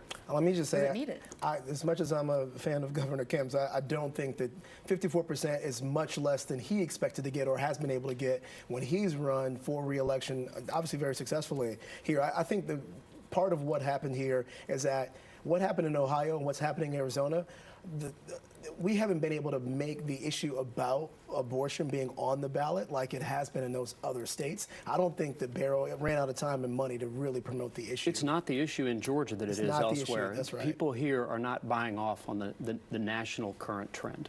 A lot to keep an eye on. We've been watching it all night long, right, We Faith? would love to talk more about it. And you can join us for the Georgia vote on Sundays. We'll send it back to you all. Okay, thanks a lot, guys. We really appreciate that. By the way, the race for Fulton County DA, Fani Willis, up for re-election against the challenger Christian Y. Smith. It was pretty much over as soon as it started. The AP called this race at 7:30, just 30 minutes after the polls closed. All right, so let's get back to Joe Ripley on the big board for us to break down the numbers that we saw, Joe. That's right. We saw around 88,000 votes cast in a race that I'm sure had a lot of people come to the polls, a lot of people knowing the incumbent in this race too. Fani Willis, who's been the DA for the last 4 years, running for a second term. And you've got Christian Y. Smith, her challenger. Both worked together under former DA Paul Howard. Both ran 4 years ago, and it was Howard and Willis who went to a runoff here. No runoff necessary tonight. Willis carries it with 87% of the vote to Wise's 13%. Willis talking a lot about how crime in Atlanta has been reduced under her watch. And so she focused a lot on that. Of course, she's got two high-profile cases, the YSL RICO trial under her care, as well as Georgia's 2020 election interference case. We'll have to see how those play out in the coming days. Back to you. Joe, thank you. And a very jubilant District Attorney Fani Willis holding a watch party for those results tonight in Buckhead. That's right. Let's get straight out to Grace King with a reaction from Willis and her Republican challenger come November. Fulton County District Attorney Fani Willis is well known for the Georgia election interference case involving former President Donald Trump, but his name didn't come up at all during her speech tonight. Instead, she focused on her efforts to reduce violent crime in Fulton County and the personal attacks she's faced at home and at work. She says those won't stop her from making sure no one is above or below the law. See, this is what they don't understand. They can attack us, they can beat us down, but they will not succeed. See, they don't know the fire that I come from. Willis will face Republican Courtney Kramer in November, a young election law attorney with ties to the former president. Kramer tells me she won't be involved with his prosecution if she's elected. I would recuse myself. I have to recuse myself because I was involved with President Trump. I was I was an intern in the White House, and then I was also an attorney for a couple of the defendants and a litigation consultant during the 2020 election. And both candidates told me the real work starts now as they look ahead to November. In Buckhead, Grace King, 11 Alive News. All right, so let's take a look now at the race for U.S. House of Representatives District 3. Tonight, that race headed for a runoff. This is between former Trump administration official Brian Jack and former state Senate Majority Leader Mike Dugan. Jack has a commanding lead here, but did not quite get enough, that 50% plus one, to get this race outright. That's right. So let's get back to the big board. Joe Ripley has more on that. Joe? Yeah, that's right. If you're wondering how much political sway former President Trump has, this is it right here. You can see Brian Jack shown in magenta here. Look at how many counties he took on this board. That shows you how overwhelming his lead was in a lot of these counties. But Jack failed to reach the 50% threshold to avoid a runoff, so this race is going to one on June 18th. It will be Brian Jack versus Mike Dugan, the Georgia state senator here, a veteran in his own right. And so interesting to see whether these candidates, whether the voters who chose them will vote against Jack or go for Dugan. Now, that winner of that runoff will go on to face Mara Keller on the Democratic side in November. All right, Joe, thank you so much. Right now, we want to get you out live to Doug Richards with our 11 Alive political team at the Hilton in Peachtree City. Yes, we are in a hotel ballroom, which until a few minutes ago had been full of Brian Jack supporters. He sent them all home just a few minutes ago after figuring out that, and after coming really close to making the 50% threshold that would have allowed him to win without a runoff, realizing that this race is going to go on for another 4 weeks as he faces a runoff with Mike Dugan. Mike Dugan is the former state senator who was in second place tonight. He's poised to face Brian Jack in this runoff. Dugan is a veteran of the legislature. Jack has the words Trump endorsed on all his yard signs because he worked in the White House when Donald Trump was in office, and Trump has heartily endorsed Jack. So Jack talked to his supporters just a few minutes ago and told them that he's looking forward to facing Dugan in this runoff. But the most important thing we can do this November is re-elect President Trump. The second most important thing we can do is elect an America First Congress that will work with him, support his agenda, and unleash America's economy to prosper and generate enormous prosperity for our congressional district and our state. I firmly believe that. From what I understand, he was a valuable staff member, but it's a little different when you have to push the button on the vote and then go back and look at your constituents and say, yes, I did that, here's why. Dugan has been accustomed to winning elections in portions of the 3rd Congressional District. He will need to improve his showing, however, from tonight in order to win what appears to be a certain runoff with Brian Jack.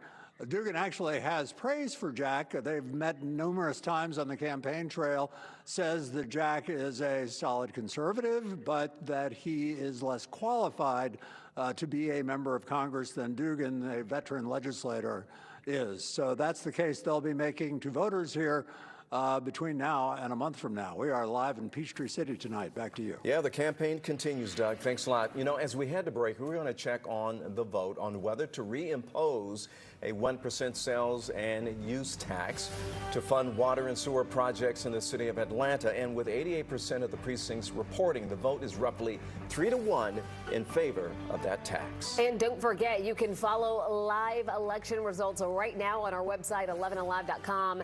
We are in for the long haul with you with those results still coming in. We're back in just about 2 minutes. I knew that there was something more, so I ended up transitioning into journalism, where this is where I am supposed to be, and I've been doing this for almost 30 years now. Only on 11 Alive News, defective fire hydrants. We found hundreds across Metro Atlanta broken, or worse, running dry. From inspections issues to repair problems, our investigation uncovered several factors leading to faulty fire hydrants. And we explain how you and your family may unknowingly slow down firefighters by limiting access to hydrants. Scan the QR code right now to watch. When it comes to public safety and our emergency services, the story is only on 11 Alive News. It's a wonderful feeling to be a journalist in my hometown. People that knew me when I was little are watching me, and so I want to make sure that I get stuff right. Good journalism is impactful, whether it is taking on something that needs to be changed or touching somebody. This is my city just as much as it is yours. So when I'm out, when I see people, it's, hey, how are you? It's what's going on in your world. Because even when I'm not at work, people still trust me. Only on 11 Alive News, we examined the 4 ways you and your family can identify whether a review is real or not and save you some money. There is a lot of red flags that you should look for. With tricks to identifying fake reviews, like simply looking at the profile name. Our investigation uncovered how major companies are now working together to make sure you never see a fake review again. When it comes to saving you money, the story is only on 11 Alive News. I've always really cared about what's happening here in Atlanta. This is home. I was born and raised right here in the city. Even as a 3rd grader, I'd watch the news and have my dad record me recapping the day's events. Now, as an 11 Alive anchor, I carry that same.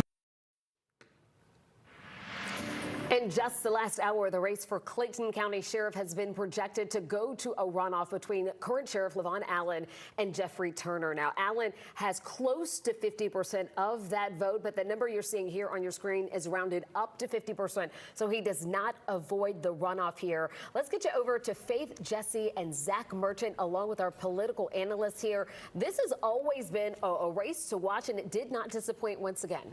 You're right. This has been one of the races that we've been talking about with our panelists all night long here. Veteran Democratic strategist Howard Franklin and veteran Republican strategist Mark Roundtree. We're so appreciative that you're sticking with us through this long night. We've been talking about this race for literally hours now. We saw that graphic come up, and as Jennifer mentioned, the numbers were rounded up. The actual number, Levon Allen, the incumbent sheriff, came achingly close to clearing that 50% hurdle and avoiding a runoff, but missed it by less than half of 1%.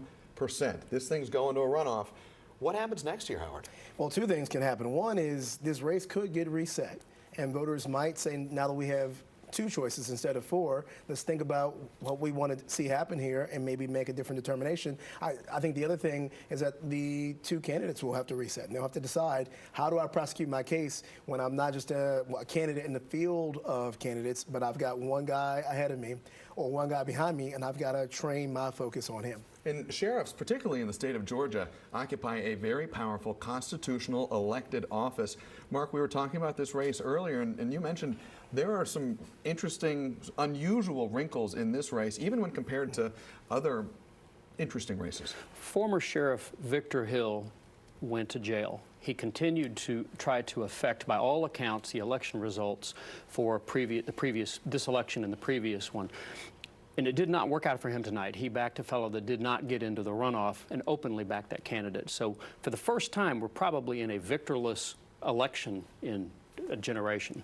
So probably right now, Levon Allen will have certainly some momentum going into this election. He's going to have more manpower. He's going to have more money than the opponent. But I wouldn't count out the challenger on this for the same reason that, Howard, you're mentioning that this is a reset election, and if people are ready for a change, they may switch it. And it's really interesting that you point that out, that Victor Hill's candidate. As we know, Victor Hill's been in the news a lot recently. But he, in that district, he was, depending on who you ask, well liked in the district. You would think that his support might go just a little further.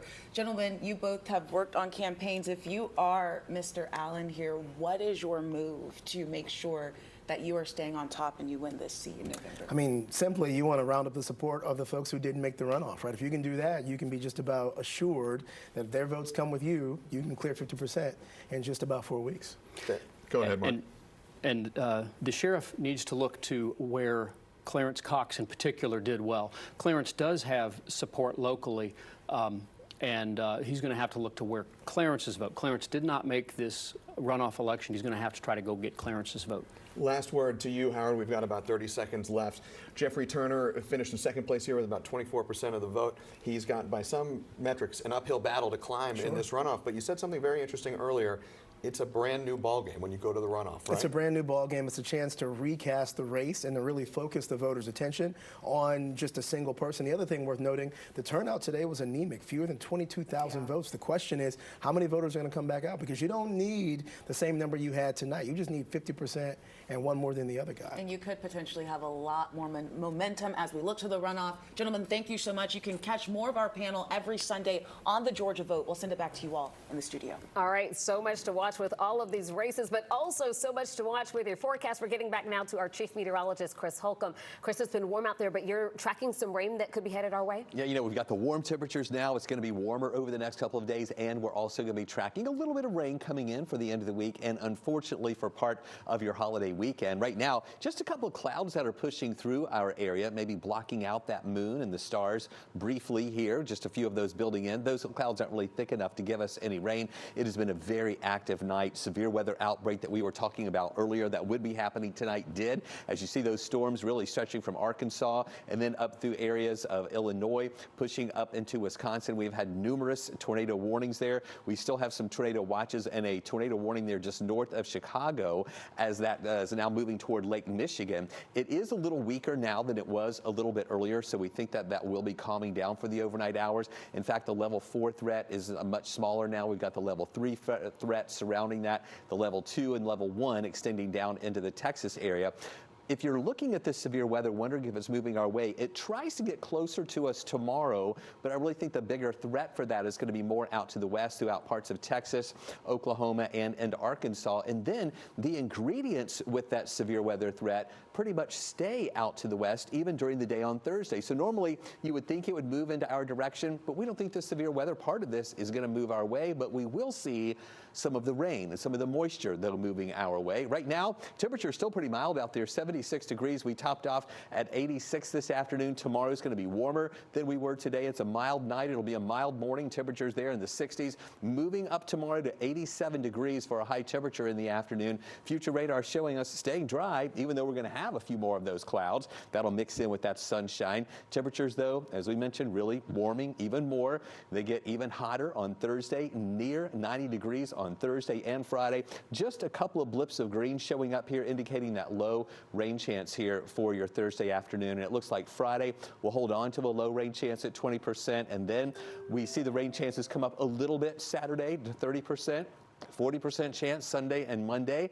Now, I've been telling you every time I'm showing you all these raindrops here for the weekend, it's not going to be a washout. We will have a good bit of dry hours around. You just have to be prepared for some of those scattered showers that can pop up. Rain chances go down to 30% Tuesday, and the temperatures come down a little bit behind the front with highs back to 85. All right, thanks a lot, Chris. Results for the DeKalb County CEO position. 3 commissioners looking to replace Michael Thurman, who cannot run again because of those term limits. It's really tight there. Let's get back out to 11 Alive's Cody Alcorn. He's live now in Chamblee from a watch party for Lorraine Cochran Johnson. You guys be quiet over here. That's right, and a lot of people just wrapping up, heading home tonight, but we can tell you 100% of the precincts reporting here, and it will be a runoff. Unofficially, they'll have to, of course, make that official, but Larry Johnson coming in with 34.3% of the vote, Lorraine Cochran Johnson coming in with 46.2%, neither of them able to pull off that 50% mark. But while we have been at this watch party, we also went over to Larry Johnson's watch party as well to talk to him about his feelings on the numbers that he watched and, of course, how this turned out tonight. Take a listen. And it would allow me to make a lot of the decisions that I know are necessary to move us forward. If you are really familiar with DeKalb, you know, there's not the equity that we need. And it's going to take a strong leader because we've had many years of building infrastructure, and the next leader is going to be the person that creates that identity that we need. So I'm looking forward to being the woman who does it.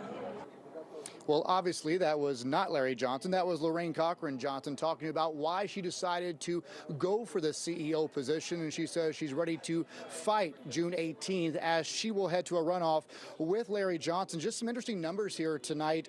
The voter turnout for today, only 46,260 votes cast today. We saw about 2,500 absentee votes and then about 30,000 early votes. Now, all of those early votes and absentee votes went for Lorraine Cochran Cochran Johnson. But then we saw again today Larry Johnson pulling out some election day votes compared to Lorraine. So it's going to be another tight race, of course, without Bradshaw. And it come June 18th, it could be anybody's race. But Lorraine and Larry said they're ready to hit the campaign trail again, get out of these neighborhoods and get those votes for the June 18th runoff. But again, tonight, as of 11:17, 100 precincts reporting, and it does look like Lorraine did pull off with 46%, but again, she did not hit that 50% mark, so this will head to a runoff. All right, Cody, thank you so much for that update. And as we head to break, another update for you. This on the vote to create the city of Mulberry in Gwinnett County. Right now, the vote sits with a slight edge in favor of that move. We'll, of course, continue to track it throughout the evening with those live results on 11alive.com. Decisions that'll save you money. When it's happening in the afternoon. You'll see it on 11 Alive News at 4. So my story actually begins in Oakland, California. My mom and dad were blue-collar workers. As a kid, we never talked about college. So I joined the Army for more than 8 years, and that's how I was able to afford it. I got out, I joined the Oakland Police Department, and I was good at it, involved in undercover operations and making felony arrests. But I knew that there was something more, so I ended up transitioning into journalism, where this is where I am supposed to be, and I've been doing this for almost 30 years now. Only on 11 Alive News, defective fire hydrants. We found hundreds across Metro Atlanta broken, or worse, running dry. From inspections issues to repair problems, our investigation uncovered several factors leading to faulty fire hydrants. And we explain how you and your family may unknowingly slow down firefighters by limiting access to hydrants. Scan the QR code right now to watch. When it comes to public safety and our emergency services, the story is only on 11 Alive News. It's a wonderful feeling to be a journalist in my hometown. People that knew me when I was little are watching me, and so I want to make sure that I get stuff right. Good journalism is impactful, whether it is taking on something that needs to be changed or touching somebody. This is my city just as much as it is yours. So when I'm out, when I see people, it's, hey, how are you? It's what's going on in your world. Because even when I'm not at work, people still trust me. Only on 11 Alive News, we examined the 4 ways you and your family can identify whether a review is real or not and save you some money. There is a lot of red flags that you should look for. With tricks to identifying fake reviews, like simply looking at the profile name. Our investigation uncovered how major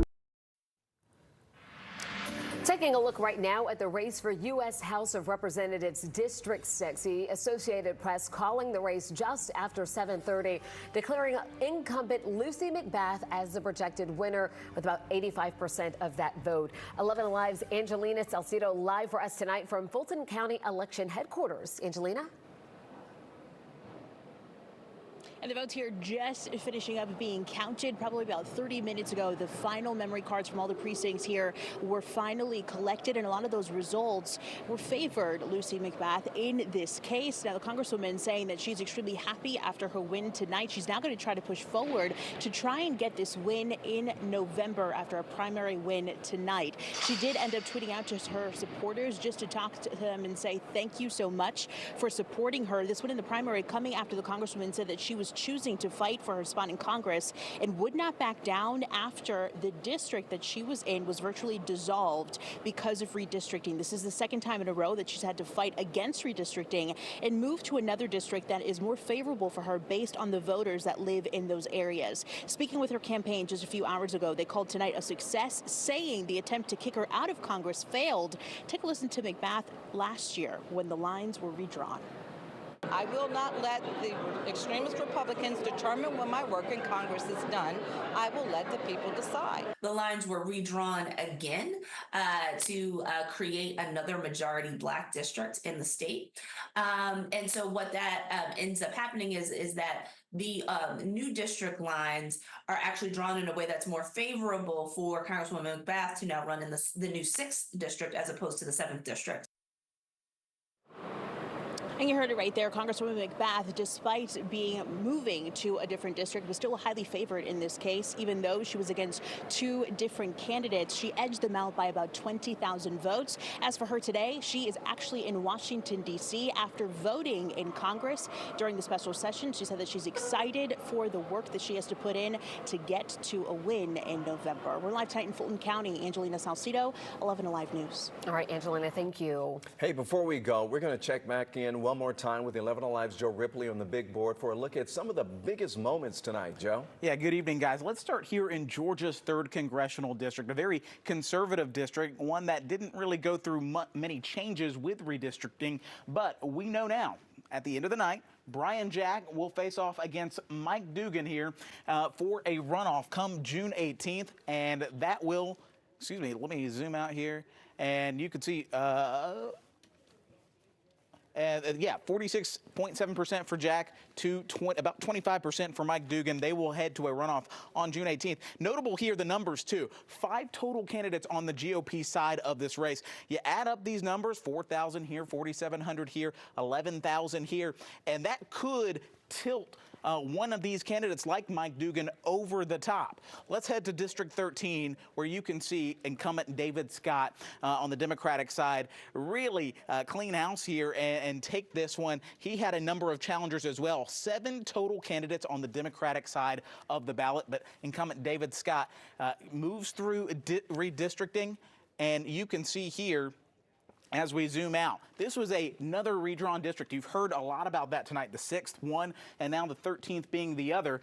13th district used to be about here. That has shifted east and south a little bit. So despite that, David Scott won the day. He had a challenge from Mark Baker, who ran against Scott 2 years ago. Many of his challengers saying Scott was too old, had health challenges, and would not be able to represent. Well, the voters did not agree. And so that means David Scott will go through and face Jonathan Chavez come November. Let's head to the 14th district finally tonight, where we know that on the Democratic side of the ballot, Clarence Blaylock will face Sean Harris on June 18th in a runoff. You can see this was tightly contested, about 127 votes. That's all that separated these two challengers here from their other two. They will head to a runoff. Of course, the winner on June 18th will face the incumbent Marjorie Taylor Greene in November, guys. So we've got District 14 here, another race that we were watching, the Georgia Supreme Court race featuring incumbent Andrew Pinson, who was appointed by Governor Brian Kemp 2 years ago. He has won pretty handily by about 115,000 votes over John Barrow, the former Democratic congressman.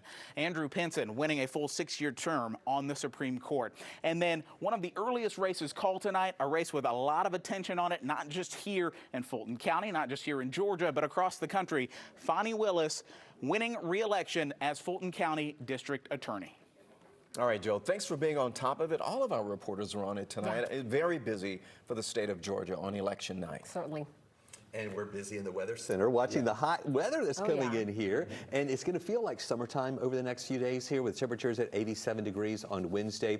We are flirting with 90 on Thursday, Friday, Saturday, and Sunday. I think all of those days will top off right around 89 degrees. Mainly dry, but on Thursday and Friday, you'll see that rain chances at 20%, and then a 30% chance for showers on Saturday, 40% chance on Sunday and Monday. But as I've been telling you, I know you see those raindrops for the long holiday weekend. It is not going to be raining the entire weekend. There will be a lot of dry hours around.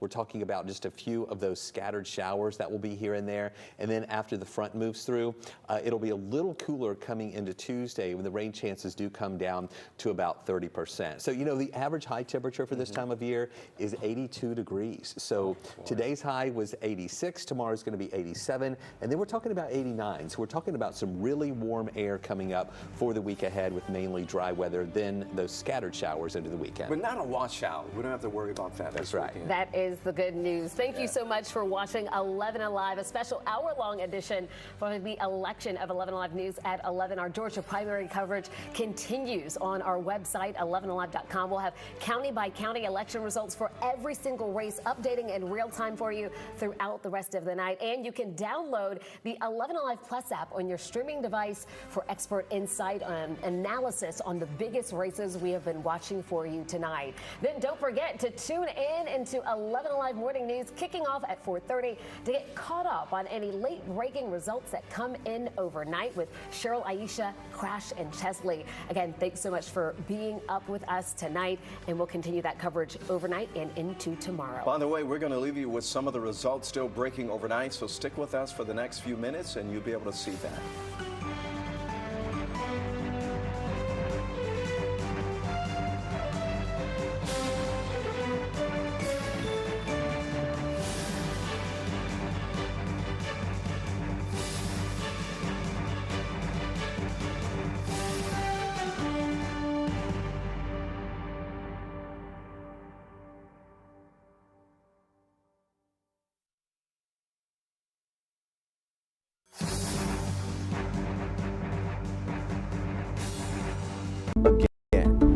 When it comes to saving you money, the story is only on 11 Alive News. I've always really cared about what's happening